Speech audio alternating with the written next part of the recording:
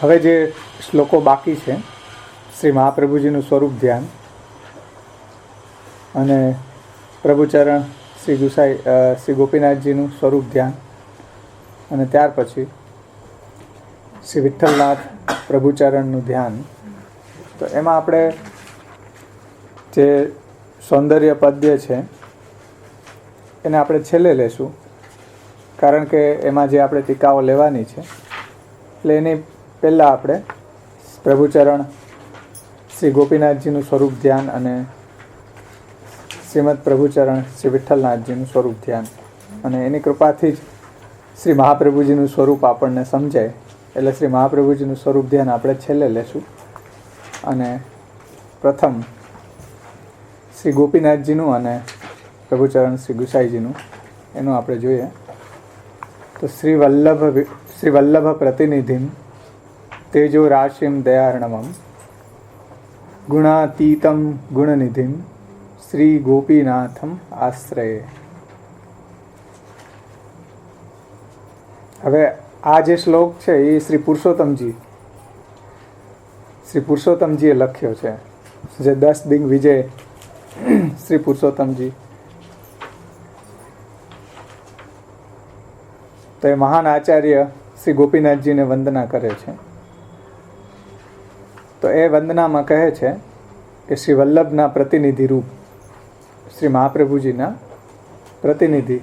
કારણ કે જ્યારે શ્રી મહાપ્રભુજી નિત્યલીલામાં પધાર્યા ત્યારે શ્રી ગોપીનાથજીએ આખું પ્રતિનિધિત્વ કરી અને આખા સંપ્રદાયને કઈ રીતે શ્રી મહાપ્રભુજીની વાત સમજાવી. કારણ કે ત્યારે શ્રી ગુસાઈજી સાવ નાના હતા, તો શ્રી ગોપીનાથજીએ આ રીતે શ્રી મહાપ્રભુજીનું પ્રતિનિધિત્વ કર્યું હતું. આ તો આપણને એ શ્રી ગોપીનાથજીનું બધું જે ગ્રંથો છે લુપ્ત થઈ ગયા. બાકી એમાં પણ જેમ શ્રી ગુસાઈજી મહારાજે ભૂવિ ભક્તિ પ્રચારક, ભૂમિ ઉપર ભક્તિનો પ્રચાર કર્યો, પિતૃ પ્રવર્તિત પથ પ્રચાર સુવિચારક છે, એમ શ્રી ગોપીનાથજીએ પણ એ જ રીતે પિતૃ પ્રવર્તિત પથ પ્રચાર સુવિચારક છે. એટલે શ્રી વલ્લભના પ્રતિનિધિ રૂપ છે પ્રભુચરણ શ્રી ગોપીનાથજી. અને તેજના ભંડાર છે, તેજો રાશિમ દયાર્ણવમ એટલે દયાથી પરિપૂર્ણ છે. આર્ણવ એટલે સમુદ્ર, દયાના સાગર છે. ગુણાતીતમ એટલે ત્રણેય ગુણો જે છે એનાથી પર છે, ગુણોથી અતીત છે. સાત્વિક, રાજસ, તામસ વગેરે ત્રણેય ગુણોથી પર છે.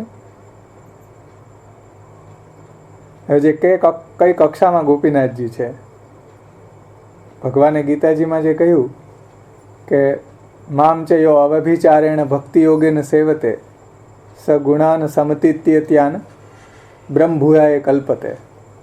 તો જે મારી આવી અવ્યભિચારી ભક્તિ કરે છે એ પછી ત્રણેય ગુણોથી પર થઈ જાય છે. તો એ કક્ષા ઉપર ગોપીનાથજી છે. આપણે એમ કંઈક મર્યાદા માર્ગી છે. શ્રી પુરુષોત્તમજી જે આ પુષ્ટિ ભક્તિ માર્ગને શ્રી મહાપ્રભુજી, ગુસાઈજી, 7 બાળકો, હરિરાયજી, ત્યાર પછી જેનો આધાર આપણા પુષ્ટિ સંપ્રદાયને જે આધાર મળ્યો હોય તે પુરુષોત્તમજીએ આ બધા ગ્રંથો પ્રગટ કરીને, એટલે શ્રી મહાપ્રભુજીના ગ્રંથોને સમજાવવામાં બહુ મહત્વનો ફાળો શ્રી પુરુષોત્તમજીનો છે. અને એ પુરુષોત્તમજી શ્રી ગોપીનાથજીને વંદના કરે છે. અને ગોપીનાથજીની કક્ષા તમે જુઓ, ત્રણેય ગુણોથી જે પર છે એટલે નિર્ગુણ છે. એ કક્ષાએ અહમ નિરુદ્ધો રોધેન નિરોધ પદવીમ ગત નિરુદ્ધાનંતુ રોધાય નિરોધમ વર્ણયામિ તે, એવી કક્ષા સુધી પહોંચેલા ગોપીનાથજી, જેને ઠાકોરજી સાનુભાવ જતાવતા, એને આપણે એમ કહીએ કે મર્યાદા માર્ગી છે. તો આપણા જેવું મૂર્ખ કોઈ આ દુનિયામાં હોઈ ન શકે. જેને પુરુષોત્તમજી એમ કહે છે કે ગુણાતીતમ, ત્રણેય ગુણોથી પર છે. અને આપણા જેવા બધા સાલા ગુણોની અંદર જ રહીચા પૈચા રહેવાવાળા એમ કે ગોપીનાથજી મર્યાદા માર્ગી છે. અને જે ગુણાતીત છે, ત્રણેય ગુણોથી પર છે, જેનો નિરોધ સિદ્ધ થયો છે, પ્રભુનો સાનુભાવ છે. એટલે આપણે ત્યાંના પ્રસંગો આવે કે ઠાકોરજી ભર નિંદ્રામાં પોયડા હોય છે તો એ જગાડતા નથી. એમ આવે ને મંગલા કરવા માટે શ્રી ગોપીનાથજી જગાવવા માટે જાય છે. કહેવાનું તાત્પર્ય એટલું છે કે શ્રી ગોપીનાથજીને આ રીતે એવી દ્રષ્ટિથી જે અત્યારે 84-252ની વાર્તા પ્રસંગોમાં જે ગોપીનાથજીનું એટલું ડિગ્રેડેશન થયું છે, એટલે એને એવી રીતના મર્યાદા માર્ગી કહીને એના પ્રત્યે જે તિરસ્કાર વૃત્તિ જાગી છે એ બહુ આપણા માટે નિંદનીય છે કે એવું ક્યારે પણ ગોપીનાથજી પ્રત્યે આપણું વર્તન ન હોવું જોઈએ. એ વાત અહીંયા પુરુષોત્તમજી આપણને સમજાવે છે. અને આગળનો જે શ્લોક હતો એમાં પણ આપણે જોયું હતું કે શ્રી ગુસાઈજી પોતાના મોટા ભાઈ શ્રી ગોપીનાથજીને વંદન કરે છે કે યદનુગ્રહતો જંતુ, કે જેના અનુગ્રહથી બધા જંતુઓ સર્વ દુઃખાતિગો ભવે, બધા દુઃખોને ઓળંગી જાય છે. તમામ સર્વદા વંદે શ્રીમદ વલ્લભનંદન, એવા વલ્લભનંદન શ્રી ગોપીનાથ પ્રભુ ચરણોને શ્રી ગુસાઈજી એમ કહે છે કે હું વંદન કરું છું. જેને ગુસાઈજી વંદન કરે, શ્રી પુરુષોત્તમજી વંદન કરે, અને અત્યારના આધુનિક જે અનુયાયીઓ જે છે પુષ્ટિ માર્ગની અંદર દીક્ષિત થયેલા, એ લોકો એમ માને છે કે એ બધા મર્યાદા માર્ગી હતા ગોપીનાથજી. તો આ આપણી ભ્રાંતિ છે. શ્રી ગોપીનાથજીની કક્ષા પણ ગુસાઈજી સદૃશ જ છે. અને મહાપ્રભુજીના બે નેત્રો કયો તો નેત્રો હતા, એક ગુસાઈજી ને એક ગોપીનાથજી. જો ગોપીનાથજીને આપણે હલકા માની રહ્યા છે તો મહાપ્રભુજીના એક નેત્રને ફોડી રહ્યા છીએ. જ્યારે ગોપીનાથજી પ્રત્યે જો આપણો તિરસ્કૃતિનો ભાવ હશે તો આપણે ગોપીનાથજીને તો કંઈ વાંધો નથી, પણ મહાપ્રભુજીનું એક નેત્ર આપણે ફોડી રહ્યા છીએ, એ સમજી લેવું જોઈએ. એટલે અહીંયા શ્રી પુરુષોત્તમજી કહે છે ગુણાતીતમ, એ ત્રણેય ગુણોથી જે પર છે. સગુણાન સમતિત્યેત્યાન બ્રહ્મભૂયાએ કલ્પતે, જે ભગવાન ગીતાજીમાં કહે છે કે ભાઈ ગુણાતીત કોણ બની શકે કે મારી એવી અવ્યભિચારી ભક્તિ કરતાં કરતાં એનો છેલ્લે એ કક્ષા સુધી પહોંચી જાય છે કે ત્રણેય ગુણોને પર થઈ જાય છે. તો એ કક્ષા સુધી આ શ્રી ગોપીનાથજી પહોંચેલા છે. તો એવા ગુણાતીત અને ગુણનિધિમ એટલે ગુણોના ભંડાર, અલૌકિક ગુણોના ભંડાર છે એવા શ્રી ગોપીનાથજીનો હું આશ્રય કરું છું. એમ શ્રી પુરુષોત્તમજી કહે છે ગોપીનાથમ આશ્રય, શ્રી ગોપીનાથજીનો હું આશ્રય કરું છું.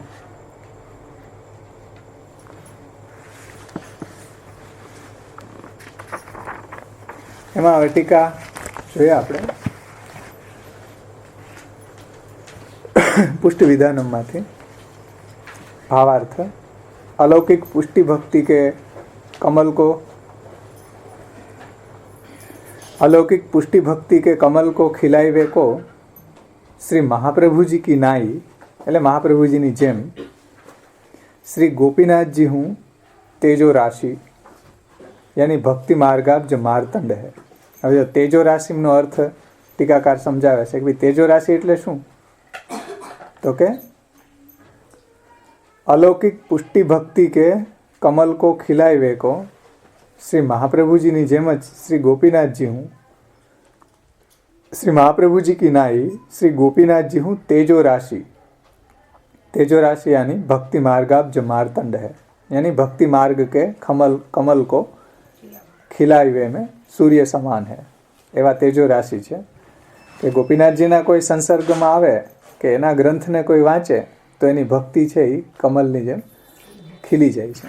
એવા તેજો રાશિ એટલે अलौकिक पुष्टि भक्तना हृदय, अलौकिक पुष्टि भक्त के कमल को खिलावे को श्री महाप्रभु जी की नाई श्री गोपीनाथ जी हूँ तेजो राशि भक्ति मार्गाब्ज मार्तंड है. और आप दया के समुद्र होवे ते भक्ति रूप कमल को खिलावे को प्रगट होवे में हूँ आधार बनत है. એટલે અહીંયા ટીકાકાર કહે છે કે તેજો રાશિમ અને દયાર્ણવમ. તો દયાર્ણવમ એટલે એને સમજાવી રહ્યા છે કે આપ દયા કે સમુદ્ર હે, આર્ણવયની સમુદ્ર. તો દયા કે સમુદ્ર હોવે તે भक्ति रूप कमल को खिलावे को प्रगट होवे में हूँ जो आधार बनत है. એટલે કમલ ખીલે ને જલની અંદર, તો એના આધાર માટે જલ જોઈએ, તો એમાં આધારરૂપ ગોપીનાથજી છે. અહીંયા ટીકાકાર શું કહે છે? દયા કે સમુદ્ર હે, એટલે દયાના સમુદ્ર હોવાથી એમાં કમળ ખીલે ને જલની અંદર, તો એનો આધાર, કમળનો આધાર કોણ છે? તો કે જલ છે, જલરૂપી સમુદ્ર. એમ તો અહીંયા ગોપીનાથજી એવો દયાનો આર્ણવ છે, એવો સમુદ્ર છે, એમાં આ ભક્તિરૂપી કમળ ખીલા છે. એમ એટલે ભક્તિરૂપ કમળને ખીલવ્યું એ સાધન દીપિકા જે આપણે જોઈએ તો એનો આર્ણવ જેમાં એ કમળ ખીલ્યું છે એ આર્ણવ શું છે, એ જલ કયું છે, એ ગોપીનાથજી પોતે દયાર્ણવ છે. એમ તો આપ દયા કે સમુદ્ર હોઈવે તે ભક્તિ કમલ કો ખીલાય વે કો પ્રગટ હોઈવે મેહું જો આધાર બનત હે. કારણ કે કમળ કાંઈ જમીનમાં તો ખીલે નહીં. તમે જમીનમાં માટીમાં વાવો તો એ ખીલે નહીં. આર્ણવ જોઈએ, જલ જોઈએ નીચે, તો એ આર્ણવ દયાર્ણવ કોણ છે? દયારૂપી જે સમુદ્ર છે એની અંદર આ ભક્તિરૂપી કમળ ખીલ્યું છે. તો શ્રી ગોપીનાથજી અહીંયા દયાના સમુદ્ર છે, જેની અંદર ઉપર જે કહ્યું છે કે તેજો રાશિ ભક્તિ માર્ગાબ્જ માર્તંડ, જે ભક્તિરૂપી કમળ ખીલ્યું છે એ કેના આધારે ખીલ્યું છે? એ ગોપીનાથજીના આધારે ખીલ્યું છે. એટલે શ્રી ગોપીનાથજી છે દયાના આર્ણવ છે.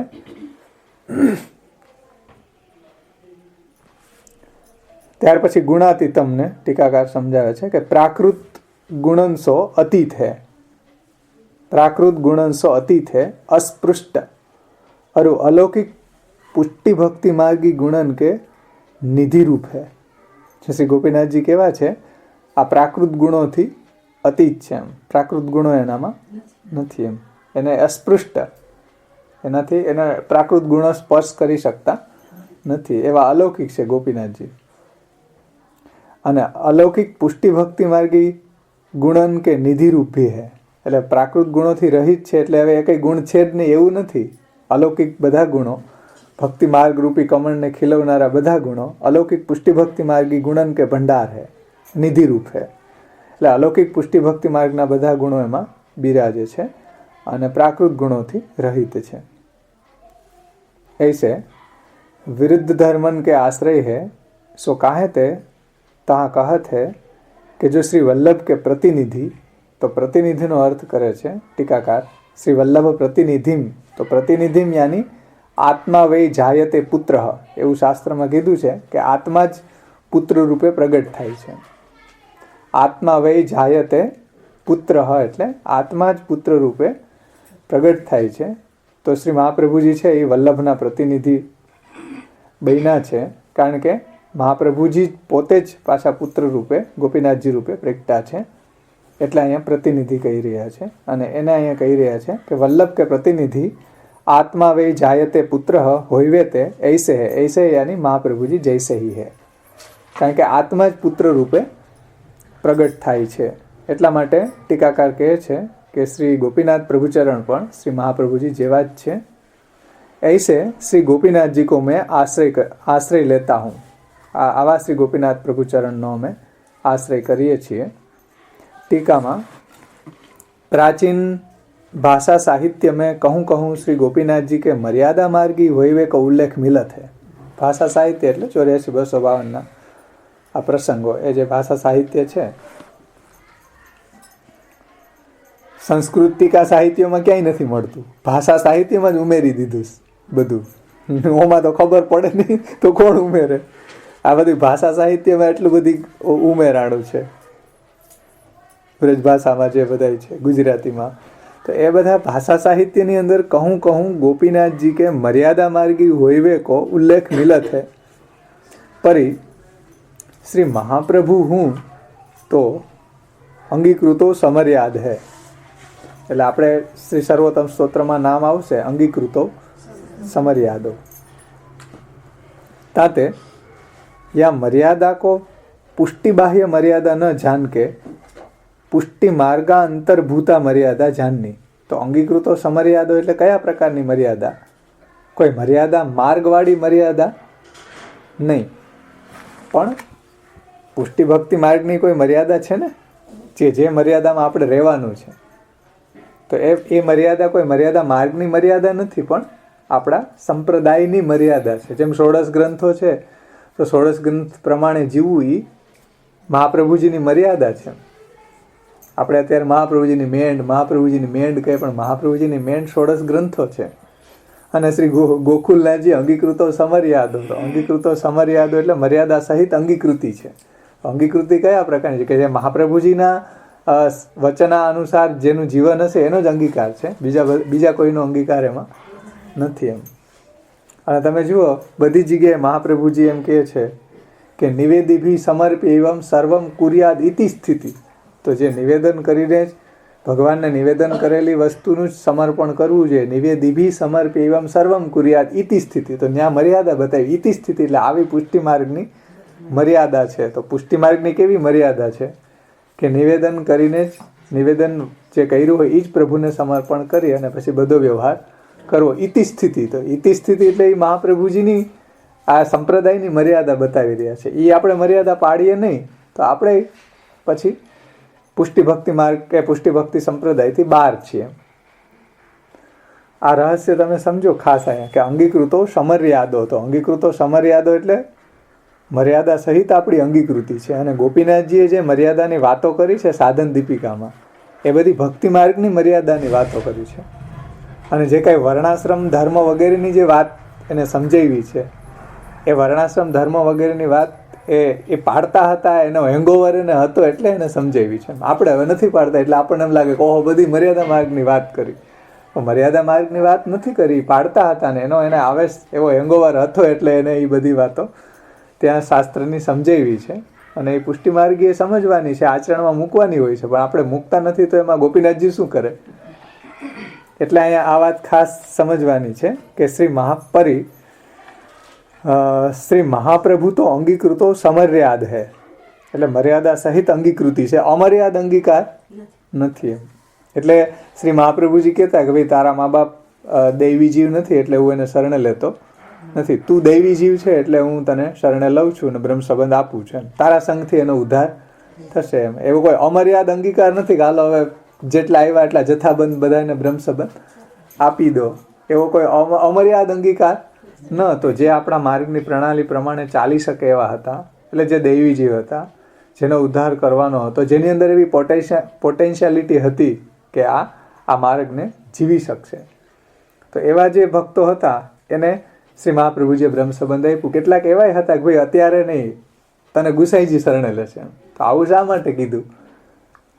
કારણ કે કોઈક પ્રોબ્લેમ હશે ને, એટલે કોઈને એમ કીધું ભાઈ હમણાં તને નહીં શરણે લે, તું પછી ત્યાં અડેલ આવજે કે ગોકુલ આવજે. તો એવું જે કહી રહ્યા છે કે ભાઈ એને પાત્રતા આવે ત્યારે પછી શ્રી મહાપ્રભુજી એને એવી રીતના શરણે લઈ અને ભગવત સેવા પધરાવી દીધી છે. કહેવાનું તાત્પર્ય એ છે કે અંગીકૃતો સમર્યાદો, એ મર્યાદા સહિત અંગીકૃત છે. અંગીકૃત મર્યાદા સહિત અંગીકાર છે. એટલે મર્યાદા એટલે કઈ મર્યાદા? પુષ્ટિ ભક્તિ સંપ્રદાયની મર્યાદાની, બીજી મર્યાદા માર્ગવાળી મર્યાદાની અહીંયા વાત નથી એમ. એટલે ગોપીનાથજીને બિચારાને બદનામ કરી દીધા, એ મર્યાદા પાડતા એટલે બદનામ કરી દીધા. પણ એ મર્યાદા તો મહાપ્રભુજીએ પોતે બતાવેલી છે અને મહાપ્રભુજીની મર્યાદાને જ ગોપીનાથજીએ પાછી ફોલો કરી છે એમ. અને પુષ્ટિ માર્ગની વાત જવા દે, બધાના ઘરમાં મર્યાદા જ હોય જ છે, મર્યાદામાં જ રહેવું પડે છે. કોઈ પણ સંપ્રદાયની મર્યાદા હોય છે, કોઈ પણ માર્ગની મર્યાદા હોય, કોઈ પણ સ્કૂલની મર્યાદા હોય. તો એ બધી મર્યાદા જ્યાં સુધી કોઈ સ્કૂલમાં ગયો કે ભાઈ હું મર્યાદા નહીં પાલું પણ ભણીશ ખરી, તો એવો કોઈ વેદ વિદ્યાર્થીને ત્યાં એન્ટ્રી આપે ને. મર્યાદા ન પાડવી હોય, ત્યાંનું શિસ્ત ન પાડવું હોય તો એને એમાં એન્ટ્રી મળતી નથી એમ. એ ત્યાંનું લેસન ન કરે, ત્યાંનો ડ્રેસ ન પહેરે, ત્યાં જે ટીચર લેસન આપે એ કરે નહીં તો એને કોઈ રહેવા દે નહીં એમ. તો આ વાત સમજો કે હરેક ધર્મ સંપ્રદાયની કોઈને કોઈ મર્યાદા હોય છે. રામાનુજ સંપ્રદાયની કોઈક મર્યાદા છે, નિંબાર્કાચાર્યનો કોઈ સંપ્રદાય એની કોઈ મર્યાદા છે, સ્વામિનારાયણ સંપ્રદાય અત્યારે છે એની કોઈક મર્યાદાઓ છે. તો એ મર્યાદા જો ન પાડતા હોય તો એના આચાર્ય એના શાસ્ત્રમાં લખ્યું ગેટ આઉટ, તમારી અમારે અહીંયા કાંઈ જરૂર નહીં. મર્યાદા પાડવી જ ન હોય, તમારી વાઈફ આવે ને એને તમે સમજાવી દો કે ભાઈ આટલી મર્યાદા પાડવી જોઈએ, નહીંતર આપણે બનશે નહીં કે ને. પેલા જ મર્યાદાની વાત તો પેલા જ કરે, પુષ્ટિની તો બહુ પછી આવે. તો મર્યાદાની વાત પેલા આવશે એમ. તો બધી જ જગ્યાએ મર્યાદા છે એમ. કોઈ જગ્યાએ એવી નથી કે જ્યાં મર્યાદા ન હોય એમ. એટલે અહીંયા ટીકાકાર સમજાવી રહ્યા છે કે અંગીકૃતો સમર્યાદો. તો બધી જ જગ્યાએ મર્યાદા છે. તો પુષ્ટિ સંપ્રદાયની મર્યાદા કેમ ન હોઈ શકે? અને પુષ્ટિ સંપ્રદાયની મર્યાદા ગોપીનાથજી પાડી રહ્યા છે તો આપણે એને મર્યાદા માર્ગી કહીએ, તો આપણા જેવું મૂર્ખ કોણ હોઈ શકે? કારણ કે આપણે મર્યાદા પાડવી નથી, એટલે ગોપીનાથજીને મર્યાદા માર્ગી કહી દી, એટલે આપણી લટ કપાઈ કે આપણે પછી સ્વચ્છંદ આચરણ પુષ્ટિ માર્ગમાં કરીએ. તો એટલા માટે અહીં ટીકાકાર સમજાવી રહ્યા છે કે ભાઈ અંગીકૃતો સમર્યાદો તાતે યા મર્યાદા કો પુષ્ટિ બાહ્ય મર્યાદા ન જાની કે પુષ્ટિ માર્ગા અંતર્ભૂતા મર્યાદા જાનની. જેમ હમણાં મેં તમને દ્રષ્ટાંત આપ્યું કે ભાઈ નિવેદિવી સમર્પ એવમ સર્વમ કુર્યાદ ઇતિ સ્થિતિ. તો ઇતિ સ્થિતિ કોઈ અલગ માર્ગની વાત નથી, આ પુષ્ટિ ભક્તિ માર્ગની ઇતિ સ્થિતિ છે, એટલે મર્યાદા છે. પુષ્ટિ ભક્તિ માર્ગની આ મર્યાદા છે કે નિવેદિવી સમર્પ એવમ સર્વમ કુર્યાદ ઇતિ મે નિવેદિવી સમર્પ એવમ સર્વમ કુર્યાદ ઇતિ સ્થિતિ. મહાપ્રભુજી પણ કહે છે કે ઇતિ મે મતિ, આવી મારી સમજ છે. તો એ પુષ્ટિ ભક્તિ માર્ગની આપણને મર્યાદા બતાવી રહ્યા છે.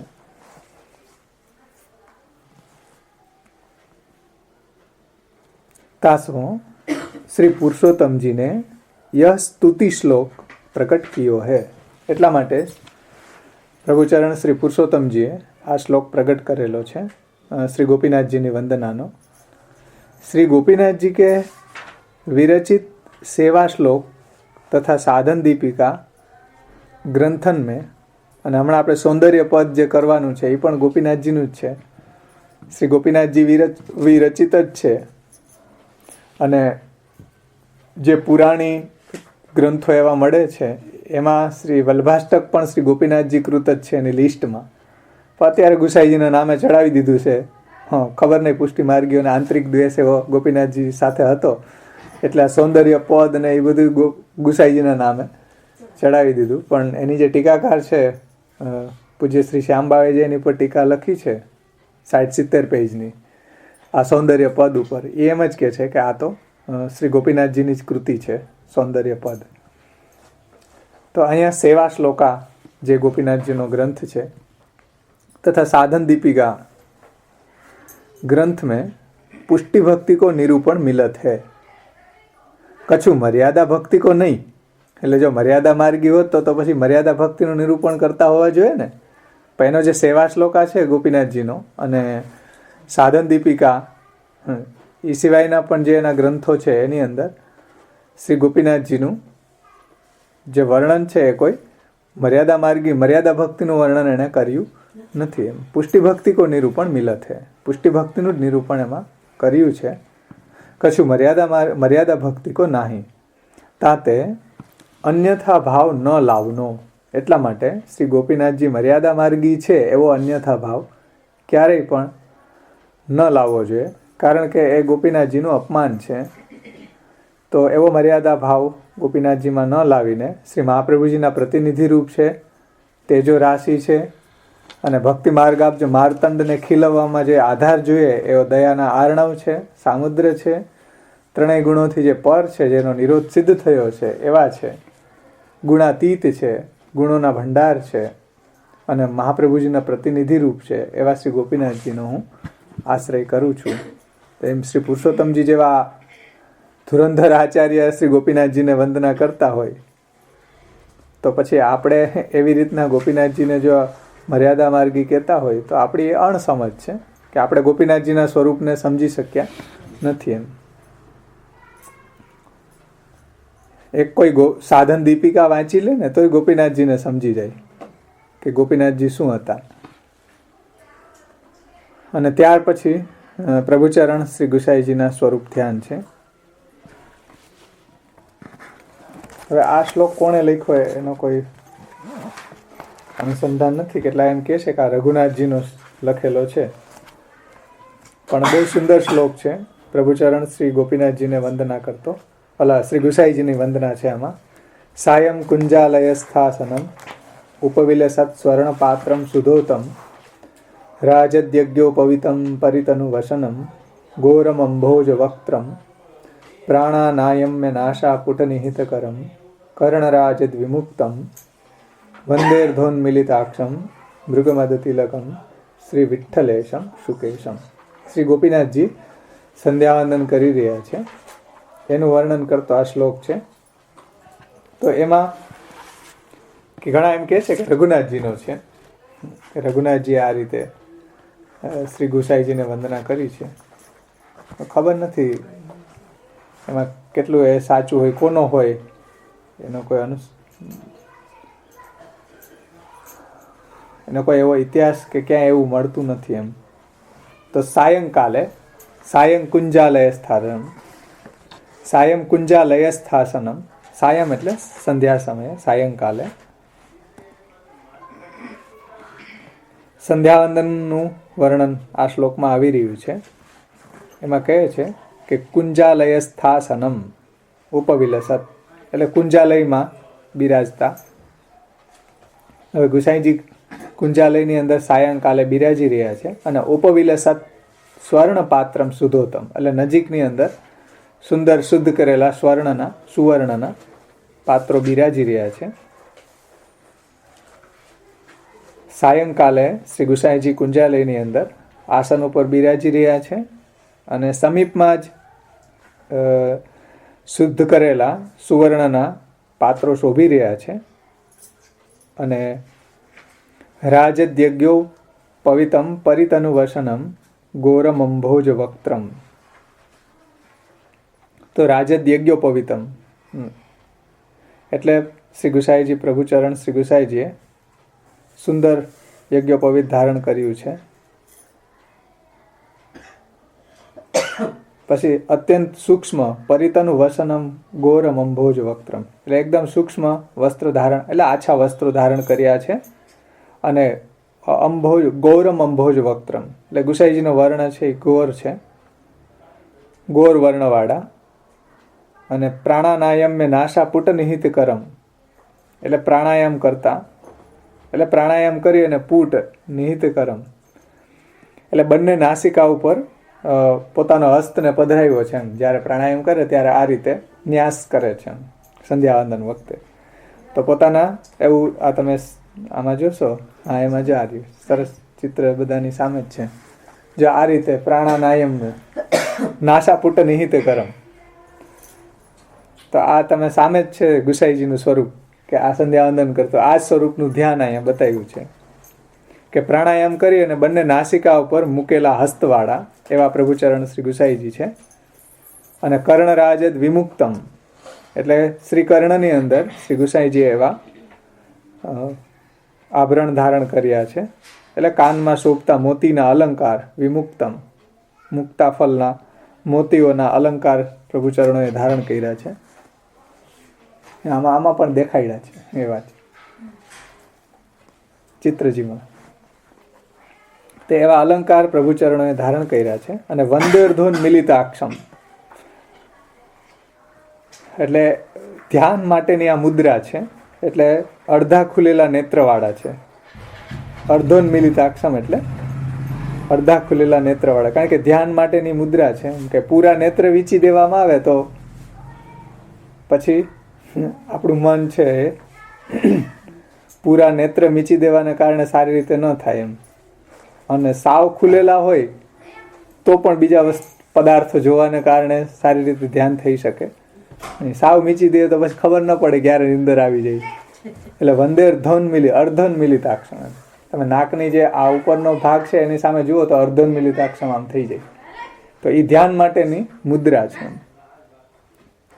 તો અર્ધ ખુલેલા નેત્રવાળા છે પ્રભુચરણ શ્રી ગુસાઈજી. અને મૃગમદ તિલકમ, એટલે મૃગમદનું તિલક કરેલું છે શ્રી ગુસાઈજીએ. મૃગમદ એટલે કસ્તુરી, મૃગમદ મૃગમાંથી જે એના નાભીમાંથી પ્રગટ થયેલી નીકળે એ કસ્તુરી. એટલે કસ્તુરી અત્યારે નથી પ્રાપ્ત થતી, ત્યારે થતી હતી. એટલે કસ્તુરીનું પ્રભુચરણોએ તિલક ધારણ કર્યું છે. અને સુકેશમ એટલે સુંદર કેસાવલીઓ છે શ્રી ગુસાઈજીની. એવા શ્રી પ્રભુચરણ શ્રી ગુસાઈજીને અહીંયા વંદના છે. વંદે હે એટલે એને હું વંદન કરું છું. શ્રી વિઠ્ઠલનાથ પ્રભુચરણ શ્રી ગુસાઈજીને હું વંદન કરું છું. એટલે સાયંકાલે સંધ્યાવંદન કરતા કુંજાલયની અંદર આસન ઉપર બિરાજેલા અને સમીપમાં જ શોભતા નજીકમાં સારી રીતે જે શુદ્ધ કરેલા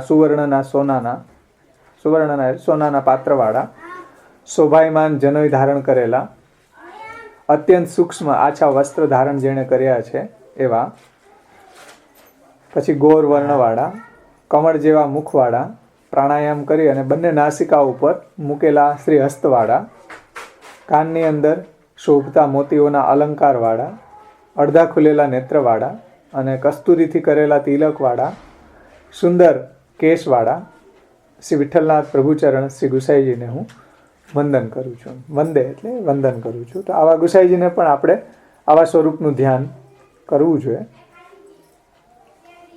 એમાં અહીંયા કહી રહ્યા છે. એની ટીકામાં જોઈએ તો સાયંકાલે વ્રજભાષામાં સાયંकाले कुंज भवन में आसन पे बिराजवे वारे संध्यावंदनार्थ એટલે संध्यावंदन माटे स्वर्ण पात्र जिनके सन्मुख सजे भये हैं ऐसे कटी में सुंदर धोती धारण करी राखी है. यज्ञोपवीत हूँ श्री अंग पे शोभायमान है, शोभायमान वे रही है. ऊपर ना हूँ आपने ओढ़ी राख्यो है. आपको मुखारविंद गौर वर्ण है. प्राणायाम के काज नासापुट पे श्री हस्त धरी राख्यो है. कर्णपुटन में विशिष्ट मुक्ति का शोभायमान है, शोभायमान वे रही है. आपके नेत्र ध्यान में अर्धोन्मिलित वे रहे हैं. ललाट पे मृगमद को तिलक धारण करी राख्यो है. श्री मस्तक पे सुंदर केशावली विराजमान है. ऐसे श्री विठ्ठलनाथ प्रभु चरणों को मैं वंदन करता हूँ. टीका में या श्लोक ते श्री रघुनाथ जी ने श्री गुसाई जी के आचार्य भावोचित, हाँ में रघुनाथ जी आप्યું છે, सॉरी टीकाकारे आम आप्યું છે કે या श्लोक ते, कारण के मैं જ્યારે ઓલી સીડી બાવાની સાંભળી આ પુષ્ટિ વિધાનમની, એમાં એણે લીધું છે કે આ શ્લોક કોણે લખ્યો છે એ ખબર નથી, એટલે આમાં ટીકામાં આપ્યું છે કે या श्लोक ते श्री रघुनाथ जी ने श्री गुसाई जी के आचार्य भावोचित स्वरूप को ही ध्यानात्मक वंदन कियो है. या श्लोक में श्री रघुनाथ जी ने श्री गुसाई जी के आचार्य भावोचित स्वरूप को ही ध्यानात्मक वंदन कियो है. कोई गुसाईजी कृष्ण रूप છે એટલે કોઈ રાસ કરે એવું કોઈ વંદન કે એવા કોઈ સ્વરૂપનું વર્ણન નથી. કુંજાલયમાં સંધ્યાવંદન જ કરે છે, કુંજાલયમાં રાસ કરતા નથી. એમ તો તમે વિચારો, એટલે ટીકાકાર એમ કહે છે કે આચાર્ય ભાવો ઉચિત સ્વરૂપ को ही ध्यानात्मक वंदन कियो है.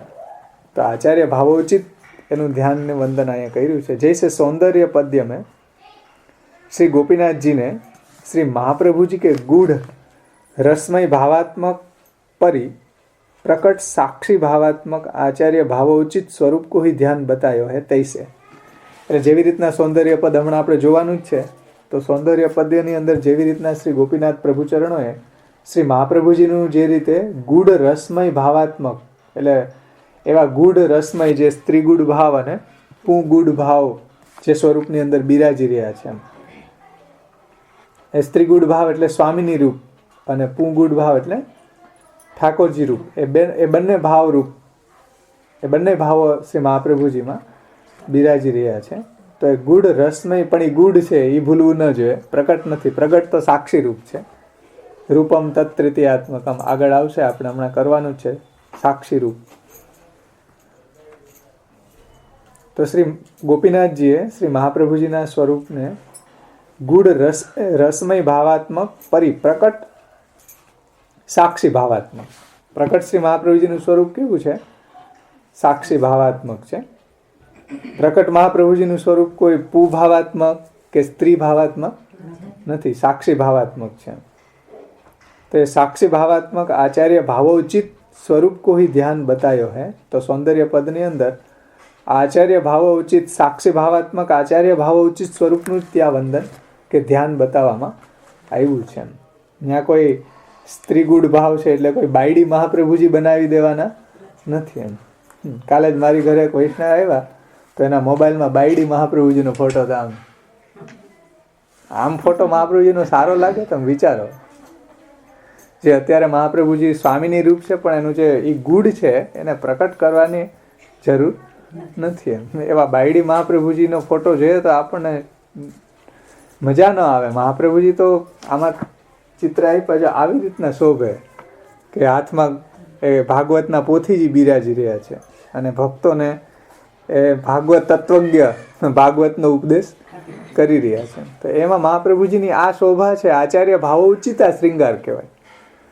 તો એ વાત અહીં ટીકાકાર ખાસ કહે છે કે ભાઈ ગોપીનાથજીએ સૌંદર્ય પદની અંદર મહાપ્રભુજીનું સ્વરૂપ સાક્ષી ભાવાત્મક આચાર્ય ભાવો ઉચિત રૂપ को ही ध्यान बतायो है, નહીં કે સ્ત્રી ભાવાત્મક કે નહીં કે પુંભાવાત્મક. આવા સ્વરૂપનું જ બતાવ્યું છે ત્યાં ધ્યાન. આપણે એવા એવા ચિત્રજીઓ બનાવી દીધા કે મહાપ્રભુજીને આપણે જોઈએ ને તો આપણને એમાંથી મેસેજ શું લેવો. હવે આમ ઊભા હતા મહાપ્રભુજીના ફોટામાં, મેં ના પાડી, મેં કીધું આવા ફોટા મોબાઈલમાં શા માટે રાખવા જોઈએ? આપણા આચાર્યનું અપમાન છે આ. આવા બાયડી મહાપ્રભુજીને બાયડી એવા બનાવી દો. મહાપ્રભુજી આચાર્ય છે, ભક્તિ માર્ગાબ્જ માર્તંડ છે, સાકાર બ્રહ્મવાદ એક સ્થાપક છે. એને આવા બાયડી એવા બનાવી દે તો એનું સ્વરૂપ ધ્યાન કેવી રીતના કરવું? એવું તો એ આપણા સંપ્રદાયથી અનુચિત વાત છે. શ્રી મહાપ્રભુજીની એમાં શોભા નથી થતી. એમ મહાપ્રભુજીની શોભા અહીંયા જે બતાવ્યું છે ને, સાક્ષી આચાર્ય ઉચિત એના શ્રૃંગાર હોવા જોઈએ, એવા સ્વરૂપનું ધ્યાન કરવું જોઈએ. તો એ અહીં ટીકાકાર એ વાત આપણને સમજાવે છે કે તાસો जैसे गुढ़ पू भावात्मिका स्वामिनी जी और गुढ़ स्त्री भावात्मिका और गुढ़ स्त्री भावात्मक श्री प्रभुन के स्वरूपन में कछु भेद तो नहीं है. तासो गुढ़ पू भावात्मिका स्वामिनी जी और गुढ़ स्त्री भावात्मक श्री प्रभुन में, એટલે ભગવાનની અંદર ગુઢ સ્ત્રી ભાવ છે, પ્રકટ પુ ભાવ છે. સ્વામિનીજીની અંદર પ્રકટ સ્ત્રી ભાવ છે, ગુઢ પુ ભાવ છે. પુ ભાવ એટલે બીજું કોઈ નહીં, ભોગતા ભોક્તૃ ભાવ, અને સ્ત્રી ભાવ એટલે ભોગ્ય ભાવ. અને કોઈ બીજા સેન્સમાં સમજવાનું નથી, એ આપણે હમણાં ટીકા આદુ સ્વાધ્યાય કરવાનું જ છે. तो तासो जैसे गुड़ पू भावात्मिका स्वामिनी जी और गुड़ स्त्री भावात्मक श्री प्रभुन के स्वरूप में कछु भेद नहीं है, तो श्री स्वामिनी जी को केवल तनिया धराई के को दर्शन खोलत नहीं है. ठाकुर जी ने जेम આપણે તન્યા ધરાવી દે એમ કોઈ સ્વામીજી ને તન્યા ધરાવીને દર્શન ખોલત नहीं है. और ठाकुर जी के હું લહેંગા ચોલી और साड़ी में दर्शन होत नहीं है. એટલે ઠાકોરજીને તમે લેંગો ધરાવી દો, ચોલી ધરાવી દો, તો એવી રીતના સ્ત્રીનો શૃંગાર કરીને આપણે ઠાકોરજીને કોઈ દિવસ બેસાડતા નથી. એમ તો ઠાકોરજી કે હું લહેંગા ચોલી और साड़ी में दर्शन होत नहीं है. ભલે એ સ્ત્રી ભાવાત્મક ગુઢ સ્ત્રી ભાવાત્મક હોવા છતાં પણ પ્રકટ તો પુ ભાવ જ છે. એમ સ્વામિનીજી છે એની અંદર પ્રકટ સ્ત્રી ભાવ છે, ગુઢ પુ ભાવ છે. તો ગુઢ પુ ભાવ છે એનો મતલબ એવો સમજી જાય કે ઓહો ગુઢ પુ ભાવ છે તો ચલો તન્યા ધરાવીને એને એનું પ્રદર્શન કરીએ. તો તન્યા ધરાવીને એનું દર્શન ખોલત નહીં હે. તન્યા ધરાવીને એનો ભલે એની અંદર પુંગુડ ભાવ રહેલો હોવા છતાં પણ પ્રકટ જે સ્ત્રી ભાવ છે એ ભાવો ઉચિત જ એના શ્રૃંગાર કરવામાં આવે છે. અને ઠાકોરજીની અંદર પ્રગટ સ્ત્રી ગુઢ સ્ત્રી ભાવ હોવા છતાં પણ પ્રકટ તો બધા શ્રૃંગાર પણ એવા જ કરવામાં આવે છે. તો અહીંયા એવા ટીકાકાર સમજાવે છે કે ઠાकुर को હું लहंगा चोली और साड़ी में दर्शन होत नहीं है. અને तैसे ही श्री महाप्रभु जी तथा प्रभुचरण में गुढ़ पुरुषोत्तम भाव को प्रकट करी के भक्ति रीति में रसाभास करवे वाली बैठक जी में गेंद छड़ी चौपट धरी के प्रदर्शन करवो હું ઉચિત નહીં હે. એટલે એવી રીતના જેમ ઠાકોરજીમાં ગુઢ સ્ત્રી ભાવ છે તો કોઈ ચોલીને સાડીને પહેરાવીને દર્શન ખોલતા નથી, એમ સ્વામિનીજીની અંદર પણ ગુઢ પુ ભાવ છે તો એને કોઈ તન્યા ધરીને આપણે દર્શન નથી ખોલતા. એટલે એના સ્વામિનીજીના ભાવો ઉચિત જ શ્રૃંગાર થાય. ઠાકોરજી ભાવો ઉચિત જ આપણે એના શ્રૃંગાર કરવામાં આવે છે. ઠાકોરજીના પણ જ્યારે એવા સખી વેશના શ્રૃંગાર આવે ત્યારે પણ એકદમ સિક્રેટ રાખવામાં આવે.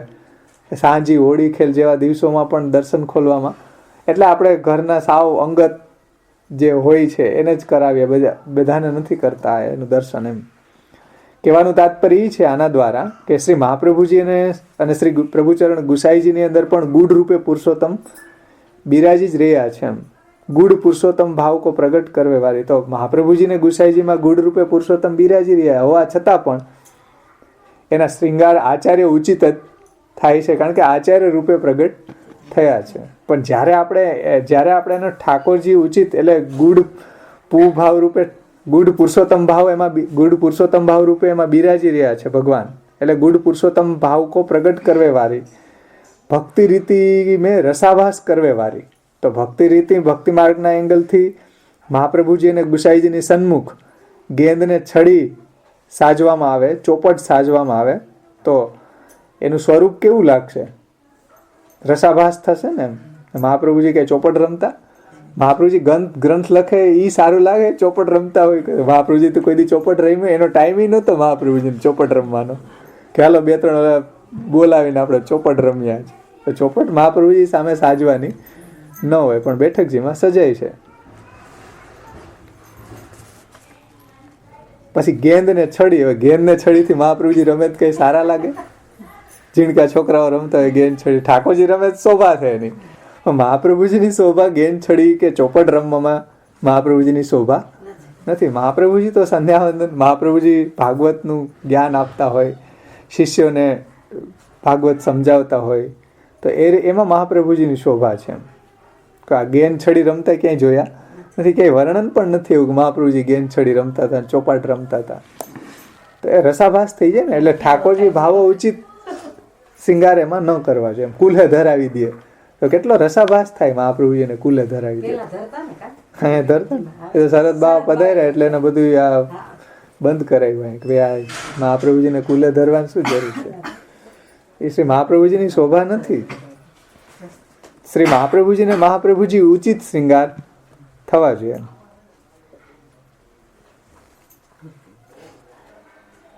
આપણા ઘરવાળાની અંદર ગુઢ એક સ્ત્રી ભાવ બિરાય, તો એને હાડીને ઝાંઝરા પહેરાવીને બાયડા કાઢીએ છીએ, કેવો લાગે? જોકે પહેરે જ નહીં, પણ ધરાર પહેરાવીને કાઢો તો બિચારાની મોત આવી જાય ને. તો ગુડ ભલે બિરાતી હોય ને, ગુડ જ રહેવા દેવી જોઈએ, પ્રગટ ન કરવું જોઈએ. એ જે શ્રૃંગારમાં સારા લાગે એ શ્રૃંગારમાં એને એની કોઈ ગરિમા હોય છે. મહાપ્રભુજીની ગરિમા સામે ભાગવત બિરાજે. આ જે ચિત્રજી છે એમાં એ જ છે કે સામે ભાગવત બિરાજી રહ્યા છે, અને ભાગવતની પોથી ખોલી અને સામે કૃષ્ણદાસ મેઘન, દામોદરદાસ હરસાનીજી, માધવ ભટ્ટ કાશ્મીરી, એ બધાને ભાગવત સુબોધનીજી સમજાવી રહ્યા છે. તો એ મહાપ્રભુજીની શોભા છે. તો એ ભાવોચિત શ્રૃંગાર આપણા આચાર્યને કરવા જોઈએ. પણ નહીતર શું થશે? અહીંયા એ વાત બતાવી છે કે જે છે બેઠકજી મેં ગેંદ છડી ચોપાટ ધરી કે પ્રભુ પ્રદર્શન કરવે વારે હું प्रदर्शन करवो हूँ उचित नहीं है। आचार्य भाव ते जब आप दो प्रगटे हैं, એટલે શ્રી મહાપ્રભુજી ગોપીનાથ શ્રી ગુસાઈજી આચાર્ય ભાવથી પ્રગટ્યા છે. તાતે तुलसी की कंठी, तिलक, गौमुखी और संध्या को साज और श्रीमद् भागवत की पोथी और धोती उपरणा के वस्त्र आभूषण और उस साज को ही आचार्य भाव उचित जाननो. આ મહાપ્રભુજીના ભાવ ઉચિત શ્રૃંગાર શું? ધોતી ઉપરણા, પછી ભાગવતજીની પોથી, સંધ્યાવંદનનો સાજ અથવા ગૌમુખી. તો આ મહાપ્રભુજીનો શ્રૃંગાર છે.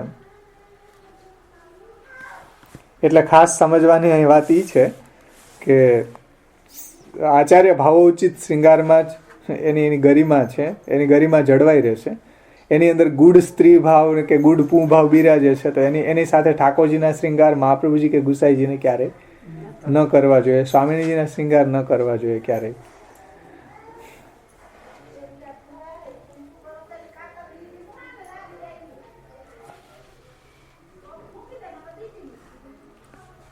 તો આ રીતે આ શ્લોક અહીંયા સમાપ્ત થાય છે.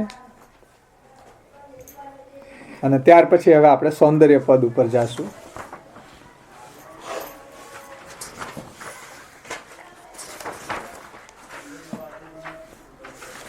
સૌંદર્ય પદ્ય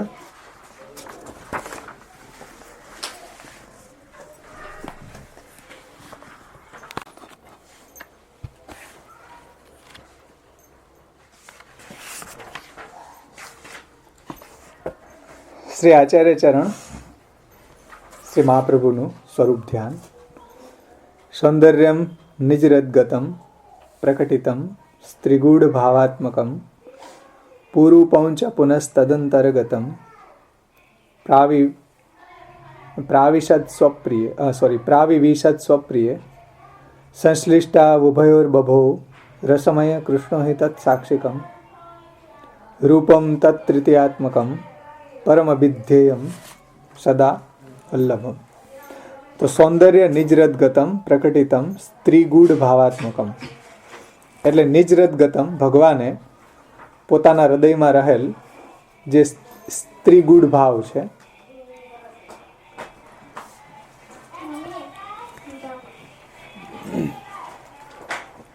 શ્રી ભગવાને પોતાનામાં હૃદયમાં રહેલ સ્ત્રી ભાવ રૂપ એટલે ગુઢ સ્ત્રી ભાવ રૂપ સૌંદર્યને એટલે સૌંદર્યને નિજરદગતમ એટલે ઠાકોરજીએ પોતાના હૃદયમાં રહેલા સ્ત્રી ગુઢ ભાવાત્મકમ એટલે સ્ત્રી ગુઢ ભાવરૂપ સૌંદર્યને પ્રકટિતમ એ છેલ્લે આવશે. અને પૂરું પૌંચ પુનસ્તદંતર્ગતમ અને સ્વામિનીજીના હૃદયમાં રહેલું છે પુગુઢ ભાવાત્મક સૌંદર્યને એટલે ઠાકોરજીની અંદર રહેલા પુગુઢ ભાવાત્મક સૌંદર્ય અને સ્વામિનીજીની અંદર રહેલા સ્ત્રીગુઢ ભાવાત્મક સૌંદર્ય એ બંને જે સૌંદર્ય છે એ પોતાના પ્રિય એવા શ્રી મહાપ્રભુજીની અંદર પ્રાવિવિશદ સ્વપ્રિય એટલે મહાપ્રભુજીની અંદર એ પ્રવેશ આવ્યા. એટલે ઠાકોરજીના હૃદયમાં રહેલ જે સ્ત્રીગુઢ ભાવાત્મક સૌંદર્યને પ્રગટ કર્યું અને સ્વામીજીના હૃદયમાં રહેલ પુગુઢ ભાવાત્મક સૌંદર્ય છે એને પ્રગટ કરી અને પ્રાવિવિશદ સ્વપ્રિય પોતાના પ્રિય એવા શ્રી મહાપ્રભુજીની અંદર પ્રવેશ આવ્યા.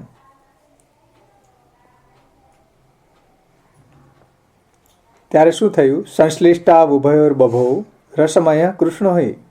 ત્યારે તો સંશ્લિષ્ટ થતા આ સ્ત્રીગુઢ ભાવાત્મક સૌંદર્ય અને પુગુઢ ભાવાત્મક સૌંદર્યનો મિલન થતા બભો રસમય કૃષ્ણ જ શોભ્યા. સાક્ષાત રસમય કૃષ્ણ ત્યાં શોભ્યા.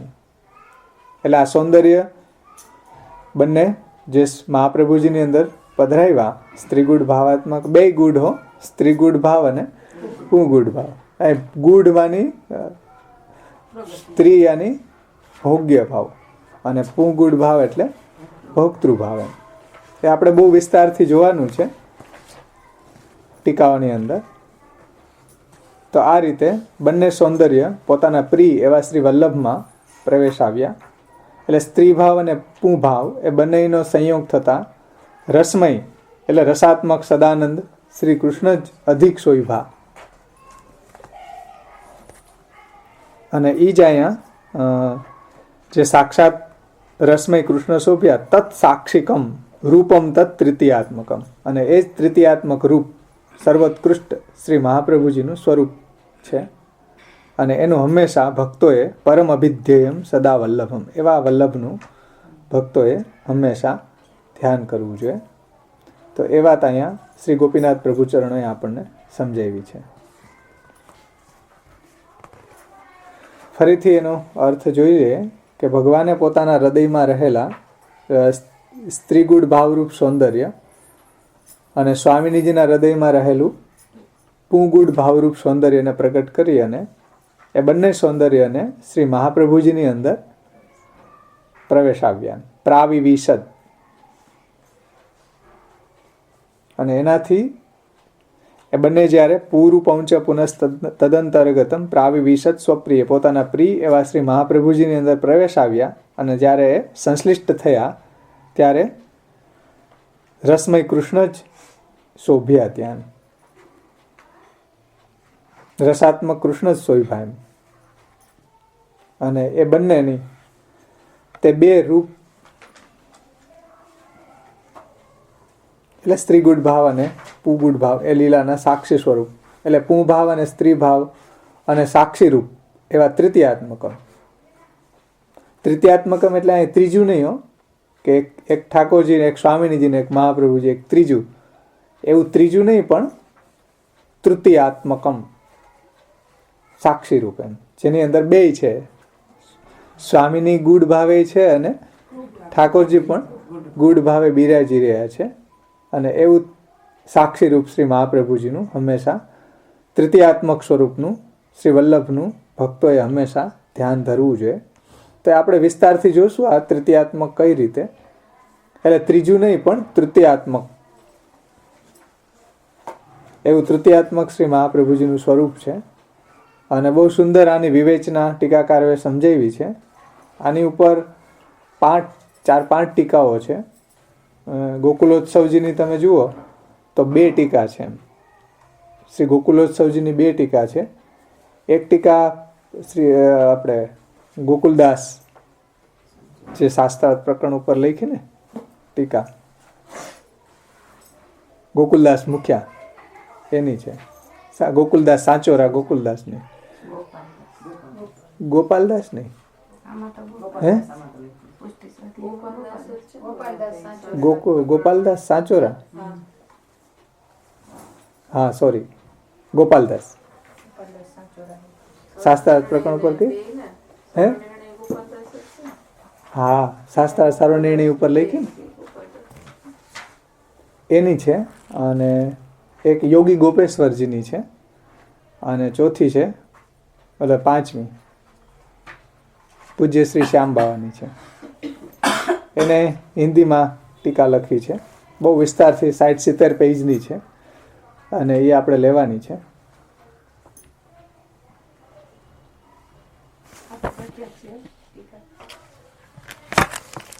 છે ને બધાય પાસે છે,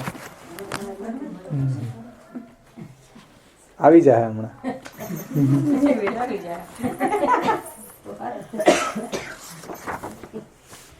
તો આ રીતે આપણે શ્લોકનો અન્વયાર્થને જોયો. હવે વ્રજ ભાષામાં આપણે પુષ્ટિ વિધાનમમાં જોઈએ કે ભાવાર્થ સૌંદર્યમ નિજરદગતમ પ્રકટિતમ સ્ત્રીગુડ ભાવાત્મકમ પૂરૂપં ચ પુનસ્તદંતર્ગતમ પ્રાવિવિશત સ્વપ્રિયે સંશ્લિષ્ટા ઉભયોર્બભૌ રસમયઃ કૃષ્ણો હિ તત્સાક્ષિકમ રૂપમ તત્તૃતીયાત્મકમ परमविध्येयम सदा वल्लभम. भावार्थ सर्वरस भोक्ता श्री कृष्ण के भीतर, सर्वरस भोक्ता श्री कृष्ण के भीतर अपने स्वरूपानंद के दानार्थ एक गूढ़ भोग्य भावात्मक सौंदर्य है. હવે આ સમજવામાં પ્રોબ્લેમ ન થવી જોઈએ, કારણ કે બરહા પીડમમાં આપણે સમજી ગયા કે ઠાકોરજીની અંદર श्री कृष्ण के भीतर अपने स्वरूपानंद के दानार्थ एक गूढ़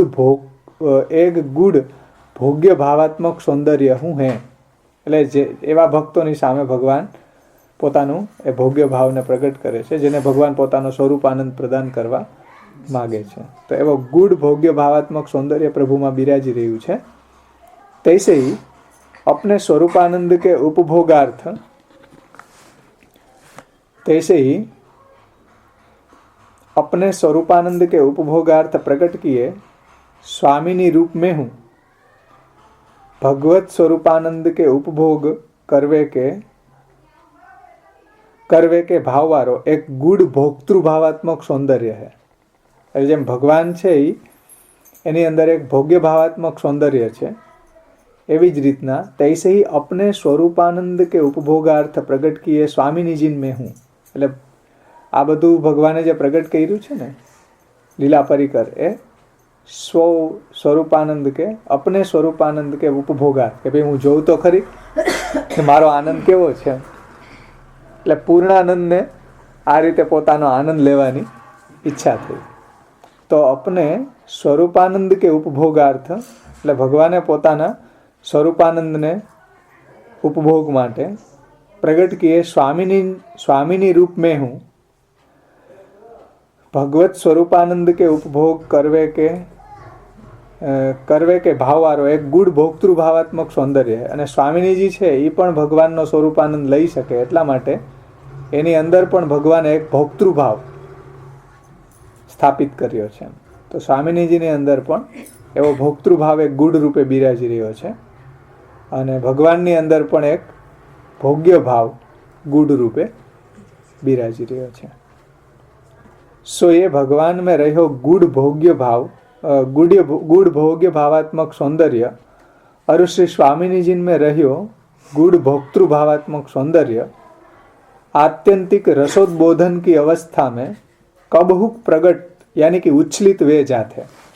અને જ્યારે પ્રભુની જે લીલા વિહાર છે એની અંદર ક્યારેક આ રસ વિશેષ રીતે ઉદ્ભુત થઈ જાય છે ત્યારે શું થાય છે?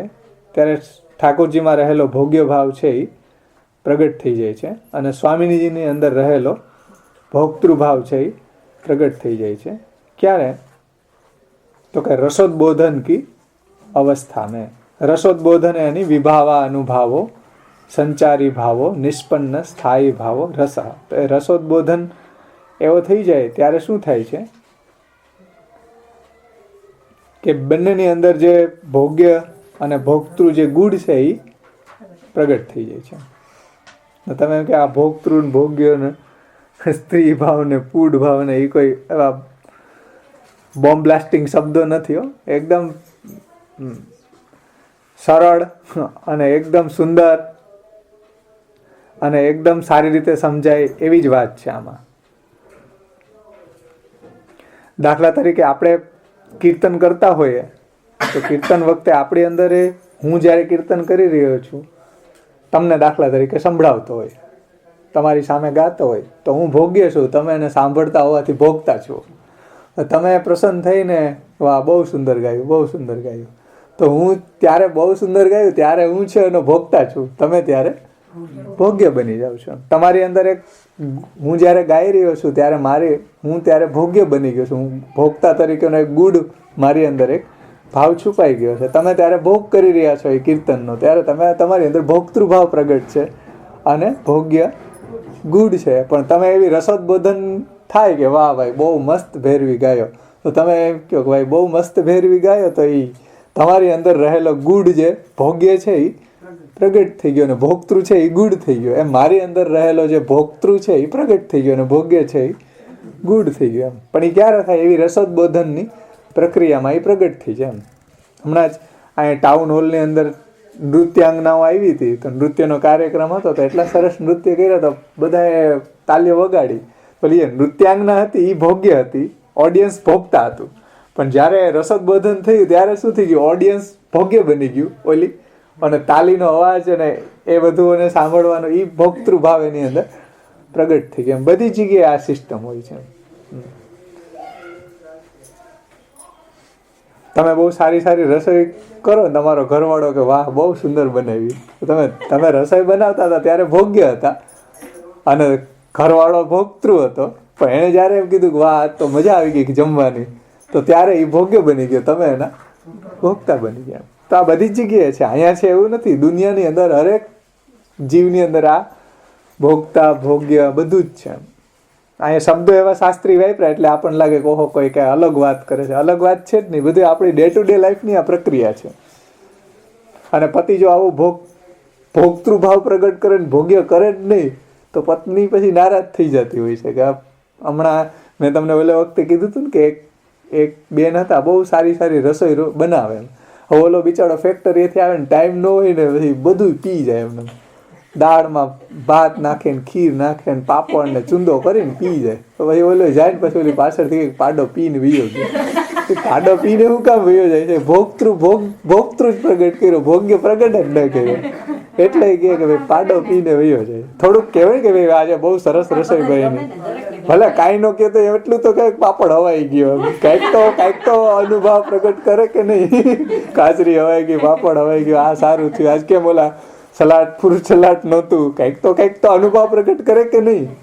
પત્ની બિચારી એટલી પ્રેમથી રસોઈ બનાવતી હોય તો ઓલો તો જેટલું બધું બનાવ્યું એટલું બધું અંદર નાખીને વયો જ ગયો ગાડી લઈને. કારણ કે વાહ ફેક્ટરીએ જવું હોય એટલી બધી ઉતાવળથી, તો ભાઈ પાડો પીને જ વયો જાય ને પછી તો શું કરે? કારણ કે ભોગતૃ જ ભાવ પ્રગટ કરવો છે, ભોગ્ય પ્રગટ ન કરે તો બહુ પ્રોબ્લેમ થઈ જાય, મજા ન આવે સામેવાળી વ્યક્તિને. તો એવું બનતું હોય છે ને. અને કોઈનું દાંપત્ય ચાલતું જ નથી જ્યાં સુધી ભોગ્ય ભાવ ને ભોક્તૃ ભાવ ભોગ્ય ભોક્તૃ પ્રગટ ન કરે. એટલે જે ભોગતૃ છે એની અંદર ભોગ્ય છે જેને પ્રગટ કરવો જ પડે છે, અને જે ભોગ્ય છે એની અંદર ભોગતૃ છે એ પ્રગટ કરે છે. જો આ બે ન થાય ને તો દાંપત્ય સ્વસ્થ દાંપત્ય કહી શકાય નહીં. હમણાં જ એની પહેલા એ વાત કરી હતી ને બાવાએ કે અલા જે શરણાઈ વાદક કોણ છે? બિસ્મિલ્લા ખાન. તો બિસ્મિલ્લા ખાન જ્યારે અમેરિકામાં ગયા તો અમેરિકાનો રૂલ્સ શું છે કે ઓડિયન્સમાં જ્યારે પ્રોગ્રામ હોય ને ત્યારે અંધારું કરી દે, એટલે ઓડિયન્સ દેખાય નહીં. ઓલો બિસ્મિલ્લા ખાનને બધા જોવે એમ, પણ બિસ્મિલ્લા ખાન શરણાઈ વાદક હતો તો એ એટલી સરસ શરણાઈ વગાડી રહ્યો હતો તો સામે કોઈ રિસ્પોન્ડ કરે જ નહીં, દેખાય જ નહીં. તો રિસ્પોન્ડ કેમ લાગે કે ભાઈ આના ચહેરાઓના ભાવ કેવા છે, આને ગમે કે નથી ગમતું? જોજો બિસ્મિલ્લા ખાનમાં કેવી રીતના ભોગતૃ ભાવ રહેલો છે. એ શરણાઈ વગાડી રહ્યો છે, પોતે ભોગ્ય છે, પણ સામે ભોગતૃ એ સામે ભોગતાઓ છે એ ભોગ્ય કઈ રીતે બને છે એ જોઈ શકતો નથી. એટલે એને મૂંઝારો આવવા માંડ્યો. એને કીધું એનો જે આ પ્રોગ્રામ કાર હતો એને કે ભાઈ એનો ઓર્ગેનાઇઝેશન જેણે કર્યું તો એને કીધું કે ભાઈ તમે લાઇટો ચાલુ કરી દો, મને મૂંઝારો થાય. શા માટે? કારણ કે એ સામેની કઈ ઓલાનો અનુભવ શું છે એ તો આપણને સમજાય કે નહીં. હું વગાડી રહ્યો છું, ગમે કે નથી ગમતું? હા, તો એ પણ એક ભોગ્ય પણ ભોગતા બનવા માગી રહ્યો છે, અને ઓડિયન્સ પણ પાછું ભોગતા છે પણ એ ભોગ્ય બનવા માગી રહ્યું છે, તાલીઓ પાડીને, વાવા કરીને, આહા કરીને. તો એ જોઈ નથી શકતો બિચારો બિસ્મિલ્લા ખાન, એટલે મૂંઝાઈ રહ્યો છે. મૂંઝારો આ જ આવી રહ્યો છે કે સામેનો અનુભવ પ્રગટ જોઈ નથી રહ્યો. કદાચ ઓલા કરતાય હશે પણ જોઈ શકતો નથી એમ. એટલે એને કીધું ભાઈ બત્તી બધી ચાલુ કરી દે.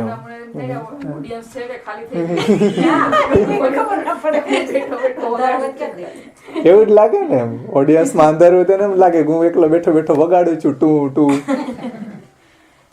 તો એનું રહસ્ય આ જ છે કે એ ભોગ્ય ભાવ જે પ્રગટ કરી રહ્યો છે, ઓડિયન્સ એનો અનુભવ શું પ્રગટ કરે છે. તો ઓડિયન્સને પણ જયારે ગમી રહ્યું છે કે નથી ગમી રહ્યું એનો કંઈક તો અનુભવ પ્રગટ કરશે ને.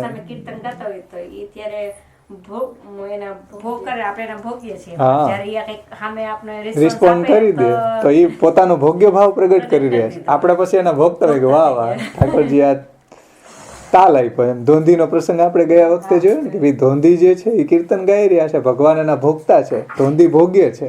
ભગવાન એ રસોદબોધનની પ્રક્રિયા એવી ચાલી કે ભગવાન ખુશ થઈ નવનીત પ્રિયાજીએ તાલ આપી દીધો, ભગવાન ભોગ્ય ભાવ પ્રગટ કરી દીધો.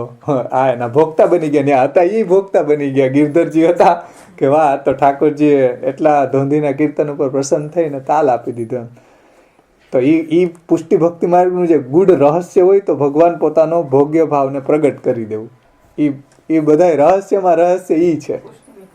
હા, એ પરમ કાષ્ઠા પણ રહસ્ય છે. એટલે ગુસાઈજીએ કીધું કે ભાઈ સર્વસ્વ કેમ ન્યોછાવર ન કરી દીધું, ખાલી કડા જ કેમ આપ્યા? કે જ્યાં ઠાકોરજી પોતાનો ભોગ્ય ભાવ પ્રગટ કરતા હોય ત્યાં કડા તો બહુ ક્ષુદ્ર વસ્તુ છે. એટલે ગિરધરજીએ કડા આપી દીધા કે જયારે નવનીત પ્રિયાજીએ તાલ આપ્યો.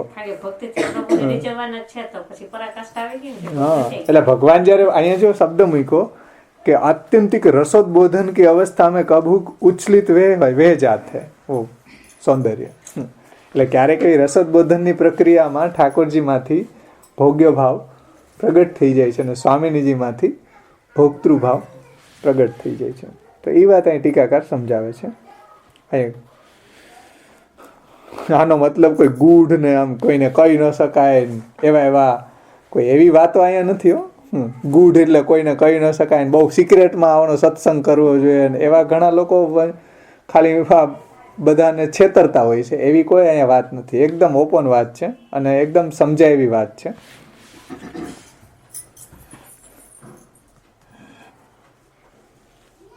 सो ये भगवान में रहो गुड़ भोग्य भावात्मक सौंदर्य और स्वामिनी जिन में रहो गुड़ भोक्तृ भावात्मक सौंदर्य आत्यंतिक रसोद्बोधन की अवस्था में कब प्रकट यानी उच्छलित वे जाते. तो क्यारे की उच्छलित थी जाए छे रसोद्बोधन ની પ્રક્રિયામાં અવસ્થામાં. અન્યથા ગૂઢ ही रहत है. એટલે અન્યથા તો એ ગૂઢ જ રહે છે. એટલે ઠાકોરજી ભોક્તરા જ રહે છે, સ્વામિનીજી ભોગ્ય રહે છે. પણ ક્યારેક એવી રસોદબોધનની પ્રક્રિયાની અંદર સ્વામિનીજીની અંદર રહેલો ભોક્તૃભાવ અને ઠાકોરજીમાં રહેલો ભોગ્ય ભાવ પ્રગટ થઈ જાય છે. સો ઉભયત્ર સ્થિત ગૂઢ સૌંદર્ય कब को उछलित वह के अपनी ऐसी रसात्मिका लीला के परिकर ऐसे साक्षीभूत स्वरूप को पात्रतया अवलंबन करते हैं.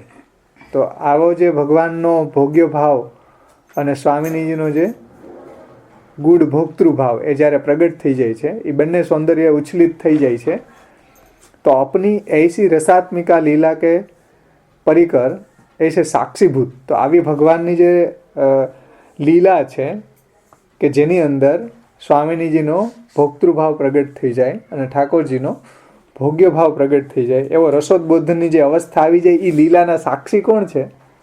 તો કે એ લીલાના સાક્ષી શ્રી મહાપ્રભુજી છે. તો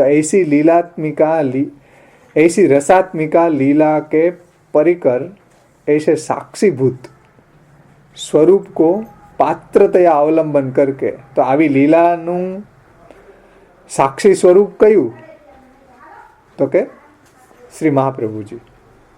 तो ऐसे साक्षीभूत स्वरूप को पात्रतया अवलंबन करके सो यह रस लीला में उच्छलित गूढ़ भावात्मक भगवत सौंदर्य तथा स्वामिनी सौंदर्य के मिश्रण सो प्रगट रसात्मक कृष्ण के प्रिय पात्र बनवे के कारण. तो આવી રીતના બહુ ધ્યાનથી સમજજો કે સો રસલીલા में ઉચ્છલિત ગૂઢ ભાવાત્મક એટલે ઠાકોરજીમાં રહેલો ગૂઢ સ્ત્રી ભાવ અને સ્વામિનીજીમાં રહેલો ગુડ પૂ ભાવ, એનું પ્રાગટ્ય, એ બંને સૌંદર્યનું પ્રાગટ્ય.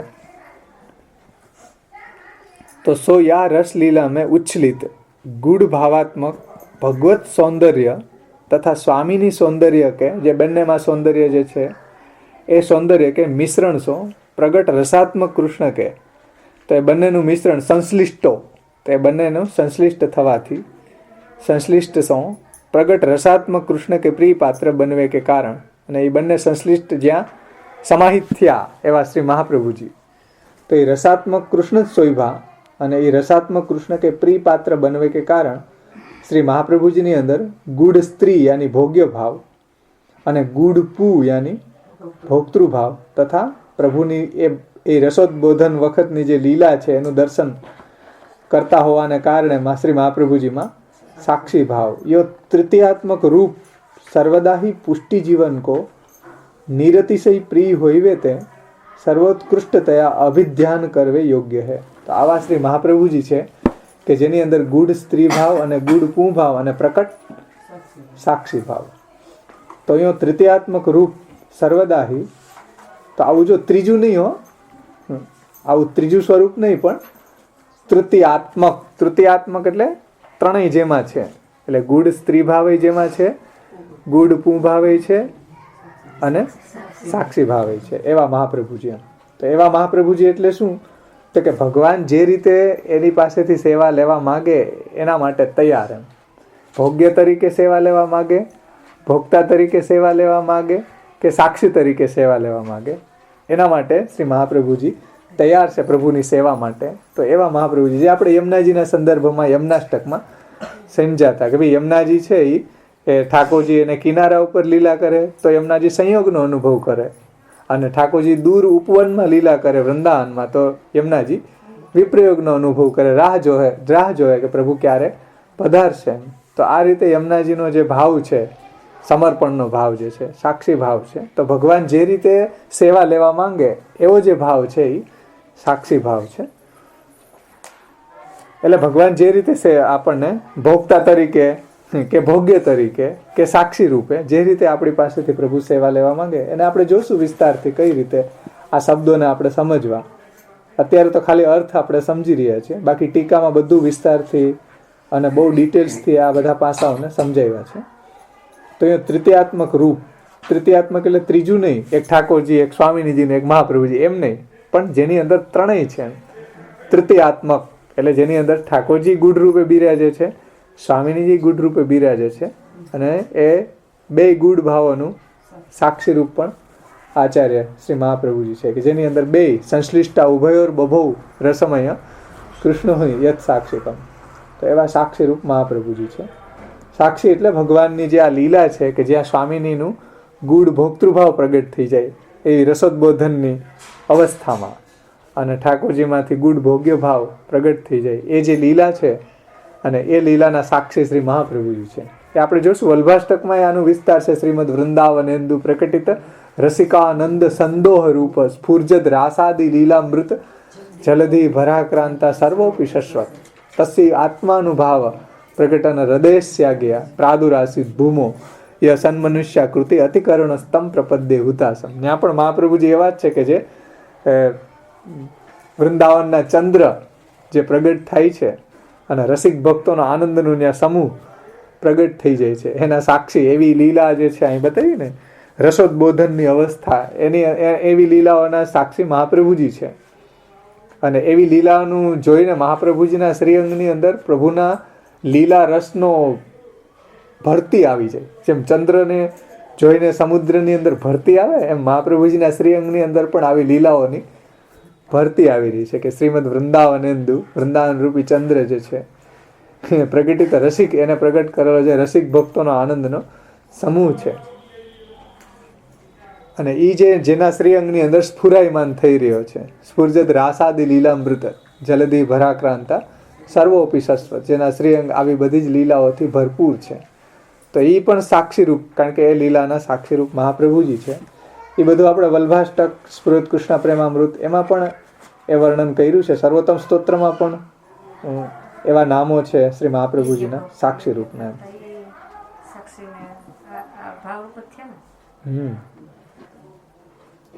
બધી જ જગ્યાએ હા એ બધી જગ્યાએ એ સ્વરૂપનું વર્ણન છે.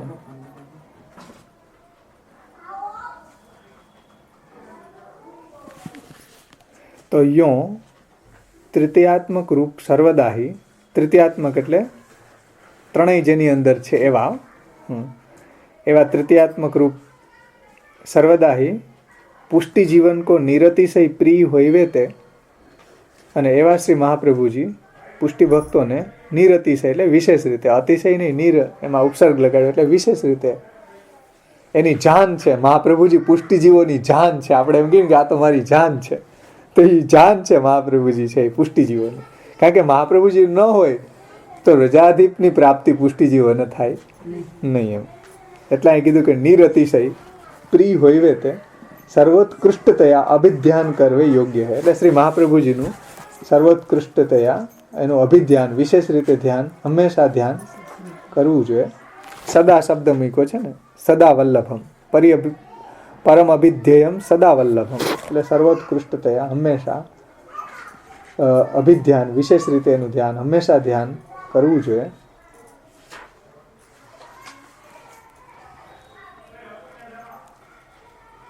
એમાં ટીકામાં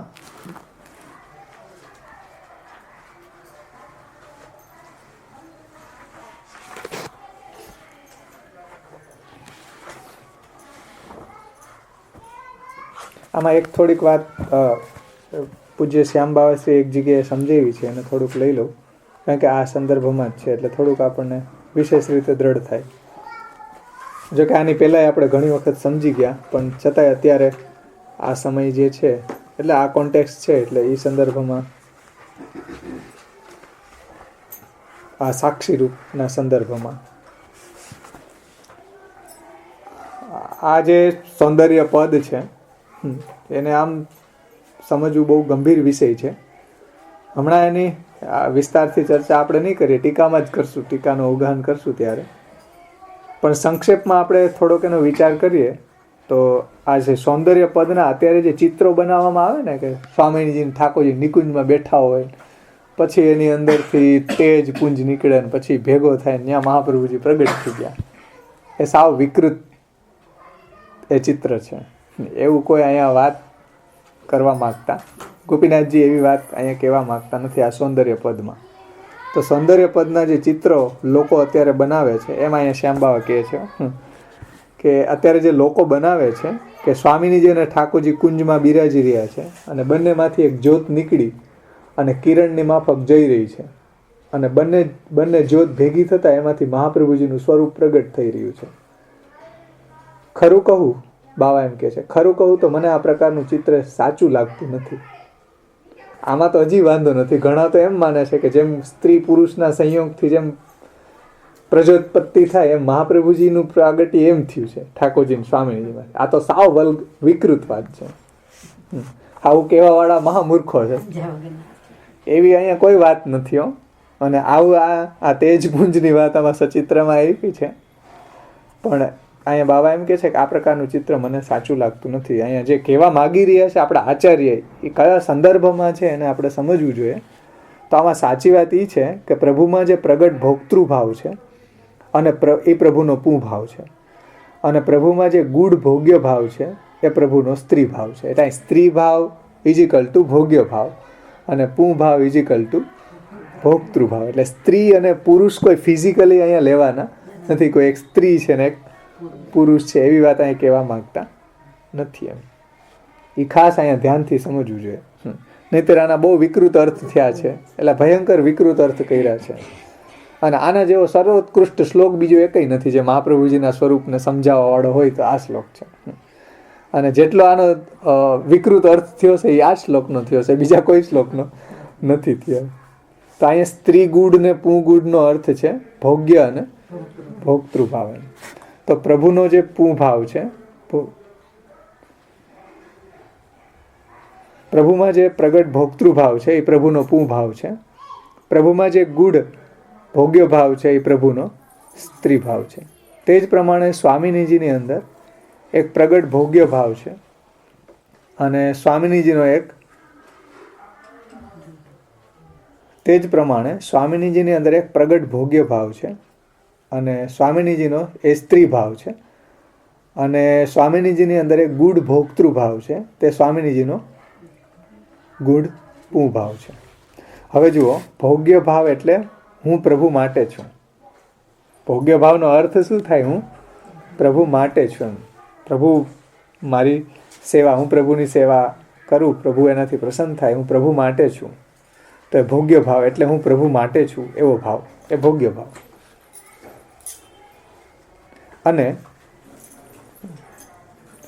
અને આ મારા માટે છે એ ભોક્તૃભાવ. આ મારા માટે છે એ ભોક્તૃભાવ અને હું એના માટે છું એ ભોગ્ય ભાવ. ભોગ્ય ભાવ, ભોગ્ય ભાવ એટલે હું પ્રભુ માટે છું એ ભોગ્ય ભાવ.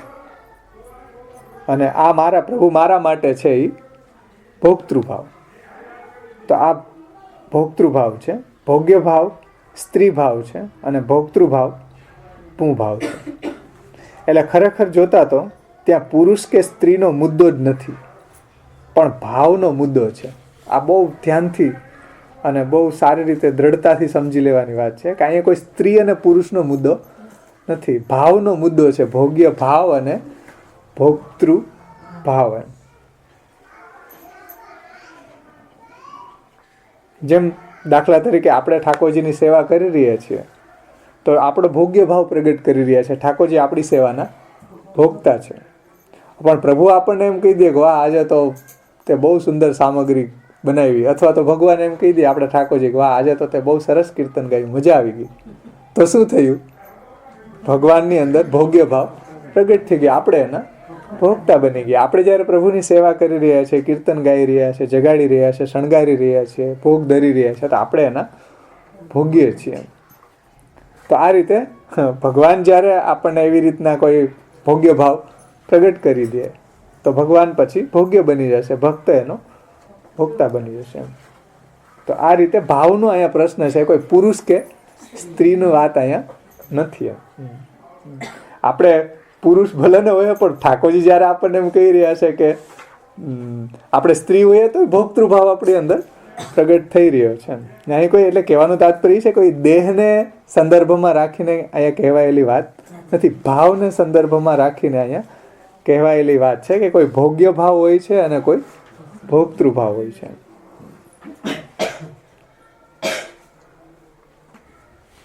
તેથી સમજો, ના આમાં તમને છોવું તમે 27 કે 26 દિવસ રસોઈ કરીને ઘરવાળાને જમાડો તો તમે ભોગ્ય છો, ઘરવાળો ભોગતા છે. પણ 4 દિવસ તો એ ચાલો ભોગ્ય બને કે નહીં કે હાલ હવે 4 દિવસ તો તને ખવડાવીશ, તો તમે ભોગતા છો એ તમારો ભોગ્ય છે, એનો ભોગ્ય ભાવ પ્રગટ થઈ ગયો. આપણો ત્યારે ભોક્તૃભાવ પ્રગટ થઈ ગયો. તો સમજો કે બાવા આગળ કહે છે કે હું જેના માટે તે મારા ભોગતા અને હું એનો ભોગ્ય. એટલે હું જેના માટે એ મારો ભોગતા ને હું એનો ભોગ્ય. અને આ ભાવ સ્ત્રી ભાવ તરીકે ઓળખવામાં આવે છે. ત્યાં સ્ત્રી પુરુષનો કોઈ મુદ્દો નથી. તો એવો એક ભોક્તૃભાવ હોય છે અને એક ભોગ્ય ભાવ હોય છે, અને તે બંનેની વચ્ચે કોઈ એક સાક્ષી ભાવ હોય છે. તો સાક્ષી ભાવની અંદર ભોગતા કે ભોગ્ય ભાવ નથી હોતો, પણ તે ભોગતા અને ભોગ્ય બંનેને સાક્ષી બનીને જુએ છે. તો સાક્ષી ભાવ એટલે શું? કે જે ભોગતાને અને ભોગ્યને સાક્ષી બનીને એને નિહાળે છે, એને જુએ છે, એનું દર્શન કરે છે, એને સાક્ષી ભાવ કહેવાય. હવે સમજો કે શ્રી મહાપ્રભુજીનું સ્વરૂપ કેવું છે કે પ્રભુમાં રહેલો પ્રકટ ભોક્તૃભાવ શ્રી મહાપ્રભુજીએ નથી લીધો. ધ્યાનથી સમજો, પ્રભુમાં રહેલો ભોક્તૃભાવ શ્રી મહાપ્રભુજીએ નથી લીધો. સ્વામિનીજીની અંદર રહેલ જે પ્રગટ ભોગ્ય ભાવ એ પણ શ્રી મહાપ્રભુજીએ નથી લીધો. શ્રી મહાપ્રભુજી પ્રભુમાં રહેલ ગુઢ ભોગ્ય ભાવ અને સ્વામિનીજીની અંદર રહેલ ગુઢ ભોક્તૃભાવના સાક્ષી બન્યા છે. એટલે આપણે જોયું ને શ્લોકની અંદર કે સૌંદર્યમ નિજ હૃદગતમ સ્ત્રી ગુઢ ભાવાત્મકમ અને પૂરુ પૌંચ પુનઃતદંતરગતમ અને પૂરુ પૌંચ પુનઃતદંતરગતમ પ્રાવિવિશત સ્વપ્રિય. તો એ ગુઢ ભાવો મહાપ્રભુજીની અંદર પ્રસ્થાપિત કર્યા છે. હા, પ્રગટના નથી, એમ ગુઢ ભાવોના સાક્ષી છે. તો એ વાત અહીંયા ખાસ ધ્યાનથી સમજવાની છે કે મહાપ્રભુજીએ ઠાકોરજીમાંથી કોઈ પ્રગટ ભોક્તૃભાવ એ મહાપ્રભુજીએ નથી લીધો, કે સ્વામીજીમાં રહેલ પ્રગટ ભોગ્ય ભાવ એ પણ મહાપ્રભુજીએ નથી લીધો. શ્રી મહાપ્રભુજી પ્રભુમાં રહેલા ગુઢ ભોગ્ય ભાવ અને સ્વામીજીની અંદર રહેલા ગુઢ ભોક્તૃભાવના સાક્ષી બન્યા છે. અને સાક્ષી બનીને આપ કહે છે કે મારે આવી ગુઢ ભાવાત્મિકા ભક્તિ કરવી છે. એટલે કોઈ એક ભાવથી ભક્તિ નથી કરવી. આનું તાત્પર્ય સમજવાનું રહસ્ય કે આના દ્વારા અહીંયા સમજાવે છે શું કે મારે એવી ગુઢ ભાવાત્મિકા ભક્તિ કરવી છે કે એટલે કોઈ એક ભાવથી ભક્તિ નથી કરવી. અર્થાત હું સર્વથા પ્રભુનો ભોગ્ય જ રહું અને પ્રભુ મારા ભોગ્ય નહીં. એટલે હું સર્વથા પ્રભુનો ભોગ્ય અને પ્રભુ મારા ભોગ્ય નહીં, એવું નહીં. એમ કે હું સર્વથા જ ભોગ્ય રહું, પ્રભુ મારા ભોગ્ય નહીં. પ્રભુ નહીં ભાઈ, ક્યારેક ભોગ્ય બનવું હોય તો તમે કોણ રોકવા વાળા? તો એવું નહીં. એમ એવું કોઈ ફિક્સેશન અહીંયા મહાપ્રભુજીને પસંદ નથી. એમ ઘણાને એવો ભોગ્ય ભાવ જ રહેવાની ઈચ્છા થતી હોય, નહીં જીવ બિચારો શું કરી શકે. તો ઘણા ધર્મ સંપ્રદાયમાં એવું છે કે તમે આ બધા ભાવો પ્રગટ કરો, અમારે એવું એલાવ નથી. એમ ઠાકોર જ્યારે ડિસિપ્લિનથી જ પેશ થવાનું, વાત પૂરી, ભોગ્ય જ રહેવાનું. તો અહીંયા બહુ સુંદર આ રહસ્ય સમજે છે. અર્થાત હું સર્વથા પ્રભુનો ભોગ્ય અને પ્રભુ મારા ભોગ્ય નહીં, એવી ભક્તિ મારે નથી કરવી. ધ્યાનથી સમજજો કે મહાપ્રભુજી અહીંયા એવી એક ભાવની ભક્તિ, આવી ગુઢ ભાવાત્મિકા ભક્તિ કરવી છે. એટલે કોઈ એક ભાવથી ભક્તિ નથી કરવી. અર્થાત હું સર્વથા પ્રભુનો ભોગ્ય બની જાઉં અને પ્રભુ મારા ભોગ્ય નહીં, એવી ભક્તિ મને નથી કરવી. કારણ કે પ્રભુ ક્યારેક આપણને ભોગતા બનાવવા માંગતા ને આપણે કે નહીં, મને તો હું તો આવ જ રહીશ, તો ઠાકોરજીને સુખ નહીં થાય ને. સાક્ષી જે પ્રભુને સમર્પણનો ભાવ હોવો છે એ નહીં થાય. એમ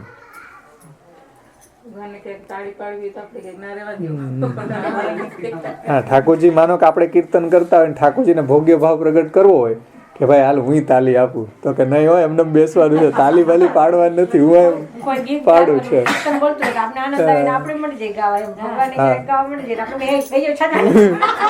ભોગ્ય ભાવ પ્રગટ નહીં કરો. તો એવી મહાપ્રભુજી અહીંયા કોઈ એક પ્રભુનો ભોગ્ય અને હું પ્રભુનો ભોગ્ય પણ પ્રભુ મારા ભોગ્ય નહીં, એવી ભક્તિ મને કરવી નથી મહાપ્રભુજીની. મહાપ્રભુજી કહે છે આપણને હું પણ પ્રભુનો ભોગ્ય અને પ્રભુ પણ મારા ભોગ્ય, અને વળી હું પણ પ્રભુનો અને પ્રભુ મારા પણ, એમ બંને ભાવને પણ પાછા સ્વાર્થ ભાવથી નથી લેવાના.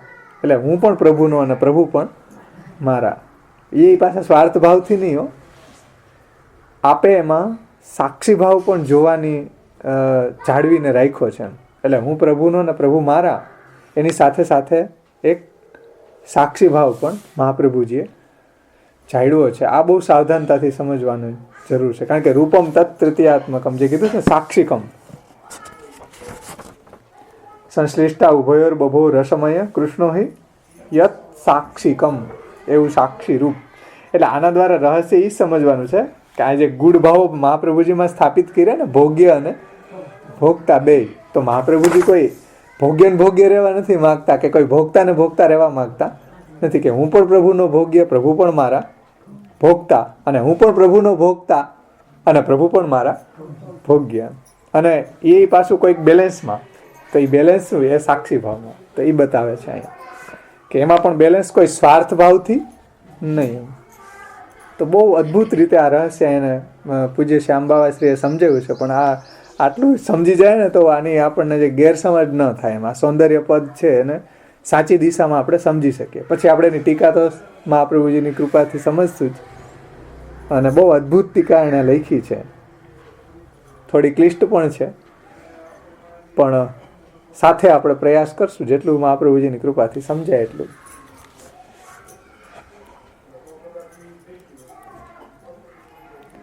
વળી હું પ્રભુનો અને પ્રભુ મારા, આ બંને ભાવોને પણ પાછા સ્વાર્થ ભાવથી નથી લેવાના. આપે એમાં સાક્ષી ભાવ પણ જાળવીને રાખ્યો છે, કે જેથી પ્રભુમાં ભોગ્ય ભાવ રાખવાને કારણે પ્રભુની આમન્યા ખંડિત ન થાય. આ પણ કાળજી રાખવાની કે ભાઈ પ્રભુ આપણા ભોગ્ય બન્યા એટલે હવે દાઈનો ઘોડો રમતો જમતો છૂટો, એમ નહીં. તો અહીં જુઓ કે પ્રભુમાં ભોગ્ય ભાવ રાખવાને કારણે પ્રભુની જે મર્યાદા છે એ ખંડિત ન થવી જોઈએ. એ રીતે ભોગ્ય ભાવ રાખવો જોઈએ. એમ અહીં કીધું છે કે ભાઈ સાક્ષી ભાવ પણ જાળવીને રાખ્યો છે, કે જેથી કરીને પ્રભુમાં ભોગ્ય ભાવ રાખવાને કારણે, એટલે પ્રભુ આપણા ભોગ્ય બને તો આપણે આપણી મર્યાદા છોડવી જોઈએ નહીં. એમ તો પ્રભુમાં ભોગ્ય ભાવ રાખવાને કારણે પ્રભુની આમન્ય, પ્રભુની મર્યાદા ખંડિત ન થવી જોઈએ. એ પણ કાળજી લેવી જોઈએ. હા, ગોવિંદ સ્વામી. તો એ પાછી ખંડિત ન થવી જોઈએ. નહીતર શું થાય, ઠાકોરજી તિરોધાન થઈ જાય. વ્રજભક્તોના કોન્ટેક્સમાં આ જ પ્રોબ્લેમ થઈ કે વ્રજભક્તો સામે ભગવાન એટલા ભોગ્ય બન્યા એટલે એને એવો અહંકાર આવ્યો કે ભાઈ હવે તો ઠાકોરજીને કંઈક ગરજ છે અમારી, એટલે હવે એ અમને રસદાન કરવા માટે વિનંતી કરે તો અમે રસદાન કરીએ. તો ઠાકોરજી અંતર્ધ્યાન થઈ ગયા. શા માટે? ઠાકોરજીની કંઈક મર્યાદા જે છે એને આપણે ભૂલી ગયા. કંઈ ઠાકોરજી કંઈ એના સ્વાર્થ માટે થોડા આપણને સુખદાન કરતા હતા, કંઈ એને થોડું આનંદ પ્રાપ્ત થતો. એ તો પૂર્ણ આનંદ છે. એ તો ભક્તો ઉપર કૃપા કરવા માટે એવા ત્યાં લીલા કરી રહ્યા હતા. પણ વ્રજભક્તોને એમ થયું કે નહીં, હવે કોઈ ભગવાનને જરૂર છે. તો ભગવાન ત્યારે તિરોધાન થઈ ગયા.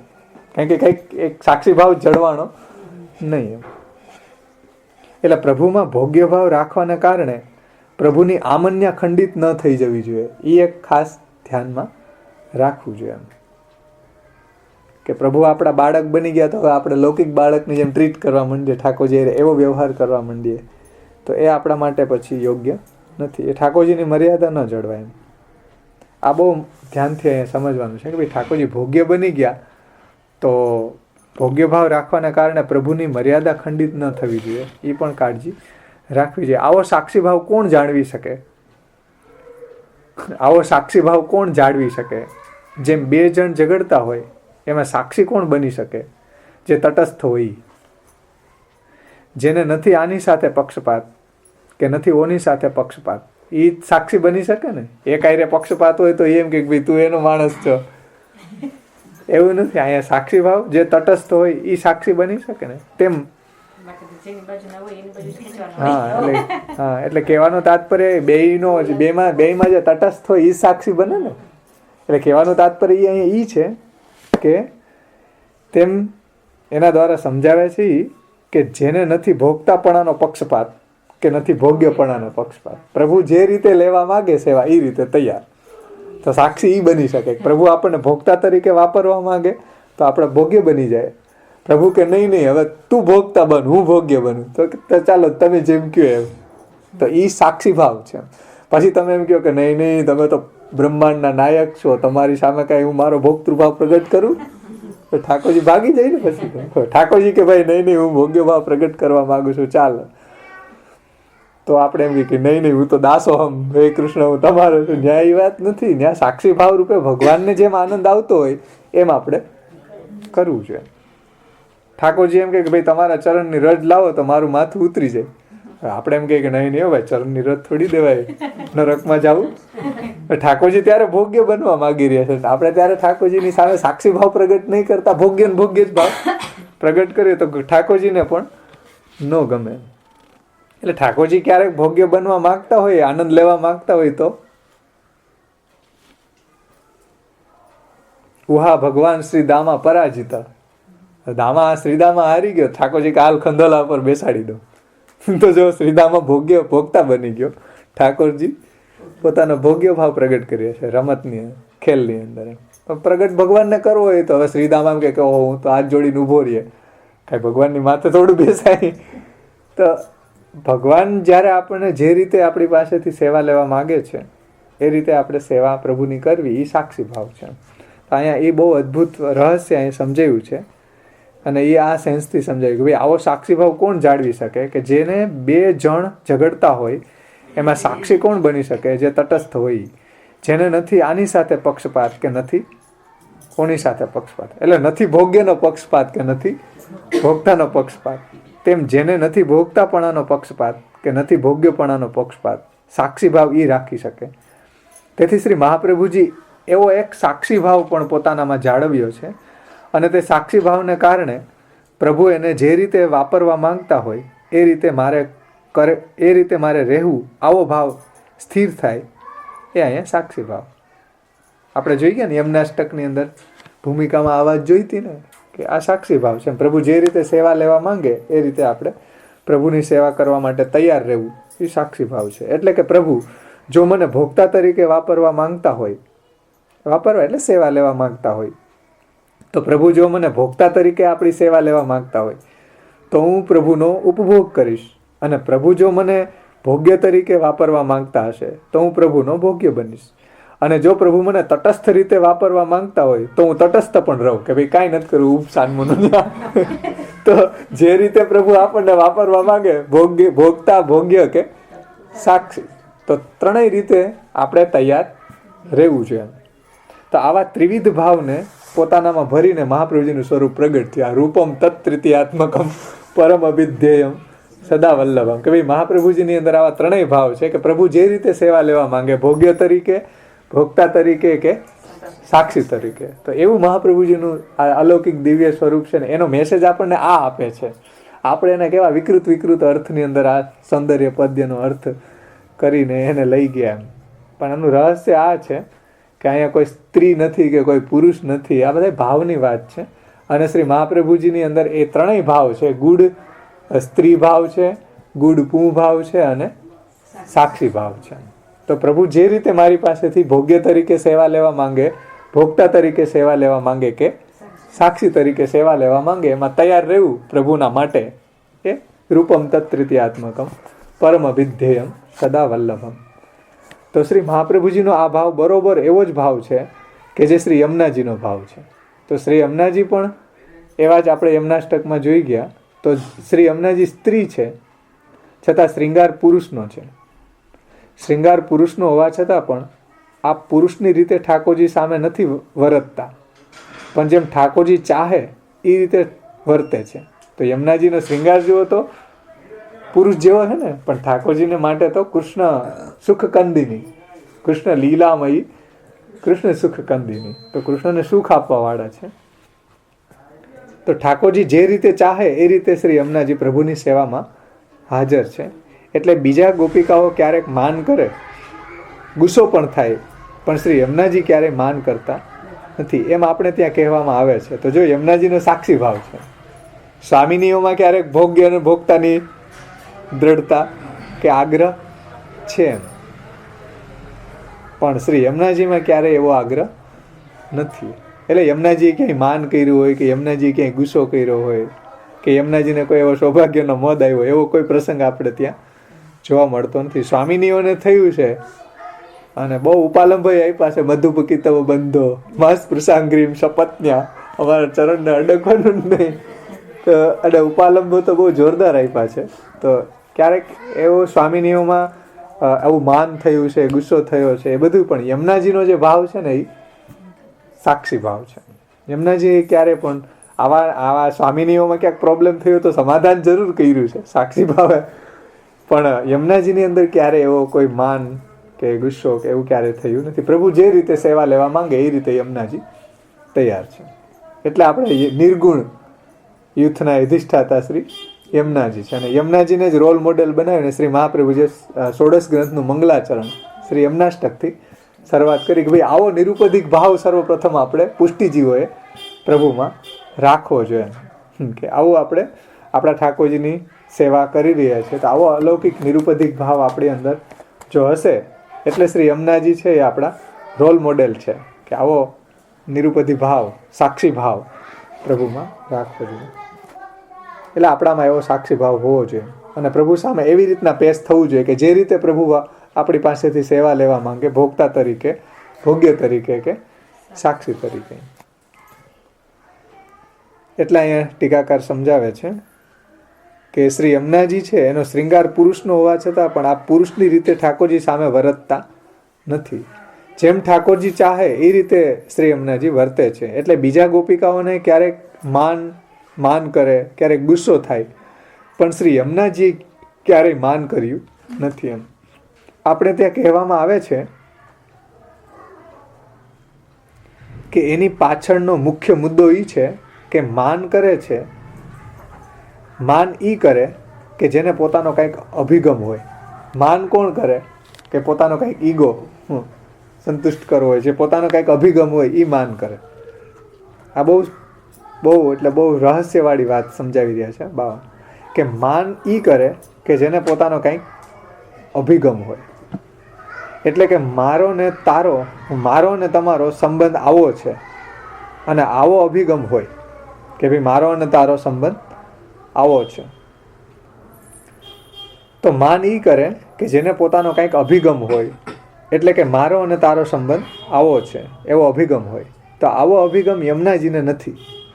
આપણને એવો અભિગમ ઘણીવાર થઈ જાય કે હું સેવા કરું ઠાકોરજી હું જ દુઃખી કા, કંઈક અભિગમ રાખ્યો છે કે નહીં આપણે, એટલે આપણે દુઃખી થાય અને બધો દોષનો ટોપલો પછી ઠાકોરજી ઉપર નાખીએ કે હું સેવા કરું, મારા જીવનમાં આવું કેમ બન્યું. તો આપણે કોઈક અભિગમ રાખીને બેઠા છીએ ને, આપણી અંદર સાક્ષી ભાવ નથી. સાક્ષી ભાવ હોય તો પ્રભુ પ્રત્યે આવો દોષારો પણ ન થાય. અને એ સાક્ષી ભાવના બેલેન્સ માટે તો વિવેક ધૈર્યાશ્રય છે કે ભાઈ ઠાકોરજી સામે આપણે આવો ભાવ પ્રગટ ન કરીએ અને આપણે પણ ત્રિદુઃખ સહનમ ધૈર્યમ, આપણે પણ વિવેકસ્તુ હરિ સર્વમ નિજેચ્છાત કરીષ્યતિ, આપણી અંદર પણ એવો યમુનાજીનો ભાવ પ્રગટ થાય, સાક્ષી ભાવ કે વિવેકસ્તુ હરિ સર્વમ નિજેચ્છાત કરીષ્યતિ. એટલે મહાપ્રભુજી આ વિવેક ધૈર્યાશ્રય નવરત્નને એ એટલે બતાવ્યા કે ભાઈ એવો અભિગમ રાખીને કોઈ સંબંધ ભગવાનની સામે રાખો નહીં કે પછી આપણને એવું મનમાં વિચાર આવે કે હું સેવક અને પ્રભુએ મારું આ કામ કેમ ન કર્યું, એમ હું તો એની સેવા કરું અને મારું જ મારા જીવનમાં આવું કેમ બન્યું. એવા કોઈ અભિગમ ઠાકોરજી પાસે પૂરા કરાવવા ન જોઈએ. એટલે મહાપ્રભુજી કીધું કે ભાઈ પુષ્ટિ માર્ગમાં આવે એટલે દુઃખ નહીં આવે એવું નથી, દુઃખે આવશે, બધું આવશે. બધાના જીવનમાં જે આવે એવું આપણા જીવનમાં આવશે. એટલે તો આ બધા ગ્રંથો પ્રગટ કર્યા કે ભાઈ કેમ આ બધા દુઃખને, ચિંતાને, ઉદ્વેગને, પ્રતિબંધને, ભોગને કેમ ટેકલ કરવા અને પ્રભુની અંદર નિરુદ્ધ કેમ થવું. એટલે તો આ ગ્રંથો પ્રગટ કર્યા. દુઃખ કેમ ત્રિદુઃખ સહનમ ધૈર્યમ, પછી વિવેકસ્તુ હરિ સર્વમ નિજેચ્છાત કરીશું. આ બધું એટલે તો આપણને મહાપ્રભુજીએ સમજાવ્યું કે ભાઈ આપણા જીવનમાં કંઈક આવશે એવું તો આપણે એને કેમ ટેકલ કરી અને ભગવત ચેતસ્તત પ્રવણમ, ભગવદમય આપણે કેમ જીવન જીવવું, એ બધી ગાઈડલાઈન આપણને આચાર્યજી એટલે આપીએ કે આ બનાવવા માગે છે સાક્ષી. તમારો કોઈ અભિગમ હશે તો તરત ઠાકોરજીને આપણે એમ કહી બેસશું કે હું જ કેમ દુઃખી આખા દુનિયામાં અને મારા જીવનમાં આવું કેમ થાય. તો આવો જે શું કહેવાય ક્લેશ, આપણા ઠાકોરજી એના ભોગ એને ક્લેશ આપણો સહન ન કરવો પડે એટલે મહાપ્રભુજીએ બધી સાવચેતી રાખી છે કે એ આપણા ક્લેશના ભોગતા પછી ઠાકોરજી સુધી ક્લેશ પહોંચે નહીં, ધુવાડો, ક્લેશ રૂપી ધુવાડો ઠાકોરજી સુધી ન પહોંચે. એટલે મહાપ્રભુજી આપણને સાક્ષી બનાવવા માંગે છે કે એવો સાક્ષી ભાવ રાખશો તો કોઈ પ્રોબ્લેમ નહીં થાય. અને એ સાક્ષી ભાવનું દ્યોતન કરે છે મહાપ્રભુજીનું સ્વરૂપ કે રૂપમ તત્તૃતીયાત્મકમ પરમ વિધ્યેયમ સદા વલ્લભમ. તો એ રહસ્ય અહીંયા ટીકાકાર આપણને સમજાવવા માગે છે કે ભાઈ જેવું મહાપ્રભુજીનું સ્વરૂપ છે, જેવું શ્રી યમુનાજીનું છે, એવું એના સેવકોનું હોવું જોઈએ ને, કે ભાઈ એના સેવકો એના સેવક છે તો એના જેવા સાક્ષી ભાવ એની અંદર પ્રગટ થવો જોઈએ એમ. તો અહીંયા કહે છે કે આવો સાક્ષી ભાવ છે, આ સાક્ષી ભાવ છે, એટલે પ્રભુને મારાથી જાગવું હોય તો જગાડવા તૈયાર છું. પ્રભુને મને જગાડવું હોય તો પ્રભુ મને ભલે જગાડે. પ્રભુ મને જગાડે, પ્રભુ ભોગીએ ત્યાં આપણે ભોગતા જાય કે ઉઠ ઉઠ કાકા દાટ થયા હોય કે તો એવું કઈ જગાડો ઠાકોરજી કદાચ આપણને લાત મારીને તો મજા આવી જાય કે મને ભૂખ લાગી ગયેલા આવે તો ઉઠ, શિયાળાના દિવસો છે, ભૂખ લાગી ગઈ, ઠાકોરજી લાત મારીને જગાડે તો મજા આવી જાય કે વાહ પ્રભુ. તો ઠાકોરજી આવા ભોગ્ય ભાવ પ્રગટ કરવા માંડે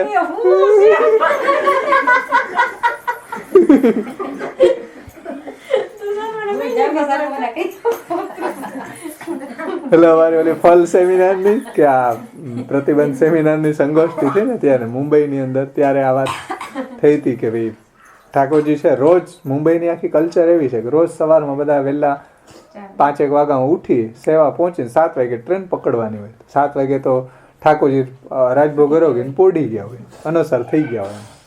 રોજ જે ઠાકોરજી છે એ 5 વાગે કે 6 વાગે ઉઠી જતા હોય, પણ જેથી રવિવાર આવે ઠાકોરજી અલાર્મ મૂકીને સુવે કે આજ મને 5 વાગે જગાડવા આવશે મારો ભક્ત. એ જોવે ઘડિયાળ ચાલુ, આજે અલાર્મ મૂકી, અલાર્મ વાગી ઠાકોરજીને, ઠાકોરજી જાગી ગયા પણ કોઈ જાગતું કેમ નથી?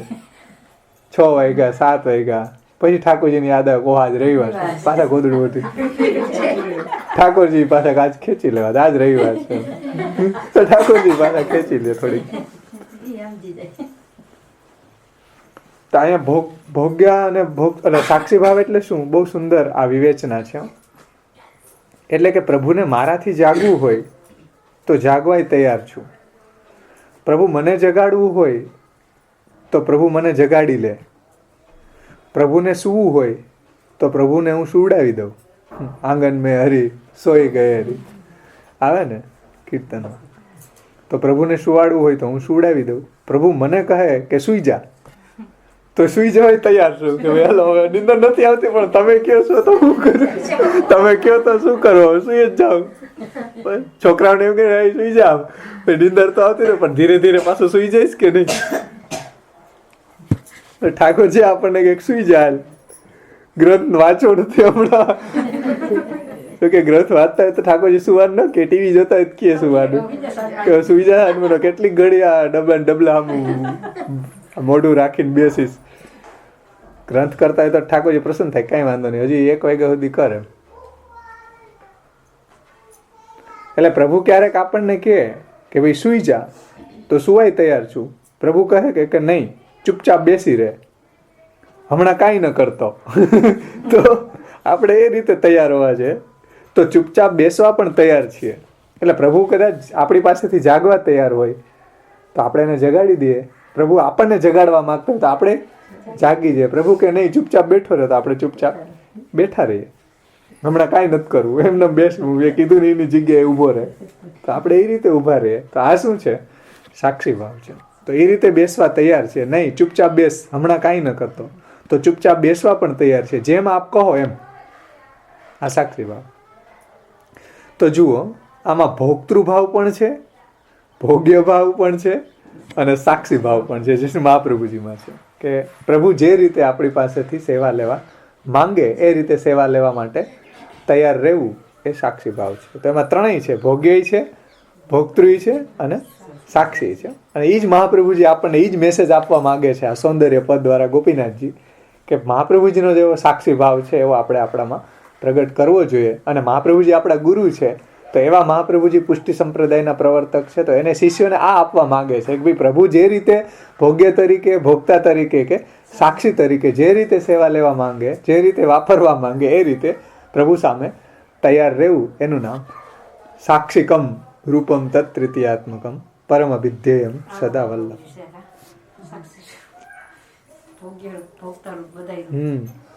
તો આવા શ્રી મહાપ્રભુજીના કેટલી મીઠી વાત છે, સમજવી.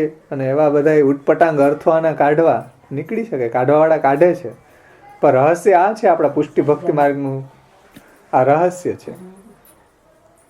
કારણ કે કંઈક મેસેજ કન્વે થાય ને આપણને સ્વરૂપની સ્તુતિમાંથી આ આપણને કર્તવ્ય બોધ મળે કે આપણે પણ આવા સાક્ષી બનીને પ્રભુની સેવા કરવી જોઈએ. કંઈ મેસેજ કન્વે થાય ને, મેસેજ કન્વે જે થઈ રહ્યો છે એ આ થઈ રહ્યો છે. શ્રી ગોપીનાથજી આ વાત આપણને સમજાવવા માગી રહ્યા છે. એ પૂજ્ય શ્રી શ્યામ બાવા શ્રી અહીંયા આપણને એ રહસ્ય સમજાવે છે. જોકે હજી આનાથી ઘણા બધા રહસ્યો, તાત્વિક રહસ્ય, પછી રસશાસ્ત્રના એંગલથી રહસ્ય બધા એને સમજાવ્યા જ છે. આપણે ટીકા લેશું ત્યારે આપણને બહુ રોમાંચ થશે કે આ એક સૌંદર્ય પદ જે છે એનું રહસ્ય કેટલું છે.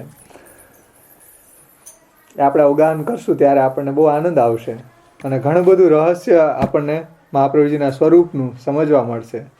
તો આપણને મહાપ્રભુજીમાં નિષ્ઠા થશે, મહાપ્રભુજીમાં પ્રેમ થશે. મહાપ્રભુજીમાં પ્રેમ અને નિષ્ઠા થઈ તો એની વાણીમાં કેટલી આપણી નિષ્ઠા થઈ જશે.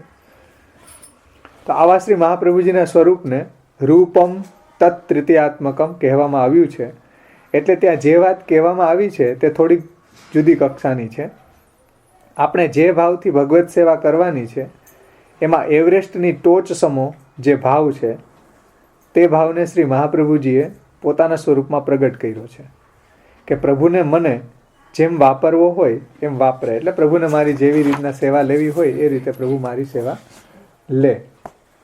દયારામભાઈએ ગાયું છે કે રૂચે આપને કરું એવી ટહેલ રે, અન્ય રખે ભાવો રે. એટલે આપને જેમ ગમે એવી હું આપની સેવા કરું. રૂચે આપને ગમે એવી ટહેલ રે, રૂચે આપને કરું એવી ટહેલ રે. પુરુષોત્તમજીએ જ કીધું હતું ને, સ્વામી સંતોષ જનિકા સેવા.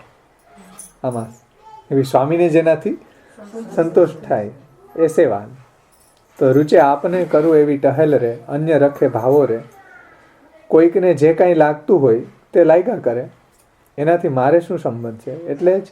એટલે જ આપણે ત્યાં ભગવત પ્રસંગોમાં આવે છે કે ઠાકોરજીને એક વખત દુખાવો થતો હતો, સરદર્દ થયું ઠાકોરજીને, માથું દુખતું હશે. તો ઠાકોરજીએ કહ્યું કે આ દુખાવો મને ત્યારે મટે કે મારો કોઈ ભક્ત પોતાની ચરણ રજ મને આપે અને હું એને મારા શરીર ઉપર લેપન કરું તો મારું માથું ઉતરી જાય, મટી જાય. તો આ પ્રપોઝલમાં ઠાકોરજીએ મૂક્યું બધી પટરાણીઓ કે ભાઈ મારું માથું આજ બહુ દુખે. તો રૂકમણીજી અને બધા પટરાણીઓ ગભરાઈ ગયા કે આવા પાપમાં કોણ પડે, ઠાકોરજીને ચરણ રજ અપાય, નરકમાં જવું પડે ઠાકોરજીને ચરણ રજ આપીએ તો. જો સમજો કે ઠાકોરજી જ ભોગતા, હું તો ભોગ્ય જ રહીશ, આ ભાવ છે. હું ભોગ્ય હું ભોગતૃ બનીશ જ નહીં. પણ ઠાકોરજી બનાવવા માંગે છે તો તું કોણ? પણ છે પટરાણીઓ એવા કે નહીં ભાઈ પાપ લાગે, ચરણ રજ અપાય નહીં. એમ સમજો રહસ્ય કે રૂકમણીજી અને બધા પટરાણીઓ ગભરાઈ ગયા કે આવા પાપમાં કોણ પડે. ત્યારે ઠાકોરજી કહ્યું કે ભાઈ કોઈ વ્રજભક્તો પાસે તો જાઓ. વ્રજભક્તોએ કહ્યું કે અમારી ચરણ રજથી જો એમનો દુખાવો મળતો હોય તો લઈ જાઓ, જેટલી જોઈએ એટલી લઈ જાઓ. ટ્રેક્ટરને ભરીને લઈ જાઓ, ટ્રક ભરીને લઈ જાઓ એનો દુખાવો મળતો હોય. તો જો આ કેવો ભાવ છે વ્રજભક્તોનો. ઓલા એમ કે અમે ચરણ રજ આપીએ તો અમે નરકમાં જાય, રૂકમણીજી વગેરે પટરાણીઓ. વ્રજભક્તો કે ભાઈ નરકમાં જવું પડે તો મંજૂર છે, પણ ઠાકોરજીનું સરદર્દ દૂર થવું છે. હા, તો વ્રજભક્તોએ કહ્યું કે ભાઈ તમારી ચરણની રજ જો અમને અમારા ચરણની રજથી જો તમારો દુખાવો મળતો હોય તો લઈ જાઓ, જેટલી જોઈએ એટલી લઈ જાઓ. પાપ પડશે તો અમે પાપ ભોગવી લઈશું. તો જુઓ આ કયો ભાવ છે? સમર્પણનો ભાવ છે, પ્રભુને પ્રત્યે સમર્પિત થવાનો ભાવ છે. આમાં ન તો ભોગતાપણાનો ભાવ છે કે ન ભોગ્યપણાનો. સમજે ને? ન ભોગતા તરીકે ન ભોગ્ય. પ્રભુ જે રીતે આપણી પાસેથી સેવા લેવા માંગે એ રીતે તૈયાર રહેવું પ્રભુ સામે, એ સમર્પણનો ભાવ છે આપણો. અને મહાપ્રભુજી ષોડશ ગ્રંથમાં આપણને એ રહસ્ય સમજાવ્યું છે. રૂકમણીજી વગેરે પટરાણીઓનો ભાવ પોતાને ભોગ્ય ગણવાનો હતો. જો કે અમે તો ભોગ્ય જ રહેશું. હમણાં આગળ જોયું ને કે ભાઈ પ્રભુ મારા ભોગ્ય, હું એનો ભોગ્ય નહીં. એવા મહાપ્રભુજી નથી. પણ આ જે પટરાણીઓનો ભાવ એવો હતો કોઈ પ્રભુ અમારા ભોગતા, અમે એના ભોગ્ય, અમે એના ભોગ્ય, અમે એના ભોગતા નહીં. એટલે રૂકમણીજી વગેરે પટરાણીઓનો ભાવ પોતાને ભોગ્ય ગણવાનો જ હતો.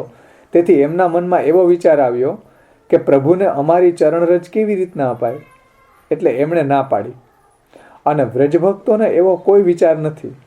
એમના મનમાં સર્વ સમર્પણનો ભાવ છે. વ્રજભક્તોના આ સમર્પણને બ્રહ્મસંબંધ દીક્ષા વખતે જે સમર્પણ કરવામાં આવે છે એની સાથે પાછું નહીં સરખાવતા. વ્રજભક્તોમાં ભોગતા બનવાનો કોઈ હઠાગ્રહ નથી, ભોગ્ય બનવાનો કોઈ હઠાગ્રહ નથી, અને સાક્ષી બનવાનો પણ કોઈ હઠાગ્રહ નથી. બસ એક જ ભાવ છે કે તમને જેમ સુખ થાય, તમને જેમ અમારી પાસેથી સેવા લેવી હોય એમ સેવા લ્યો. તમને જેમ અમને વાપરવું હોય, સેવા લેવી હોય એ રીતે અમારી સેવા લ્યો. આ સમર્પણ. તો આ જે સમર્પણ છે એક બીજી જ કક્ષાનું સમર્પણ છે એમ. તો આવો આચાર્યનો ભાવ છે.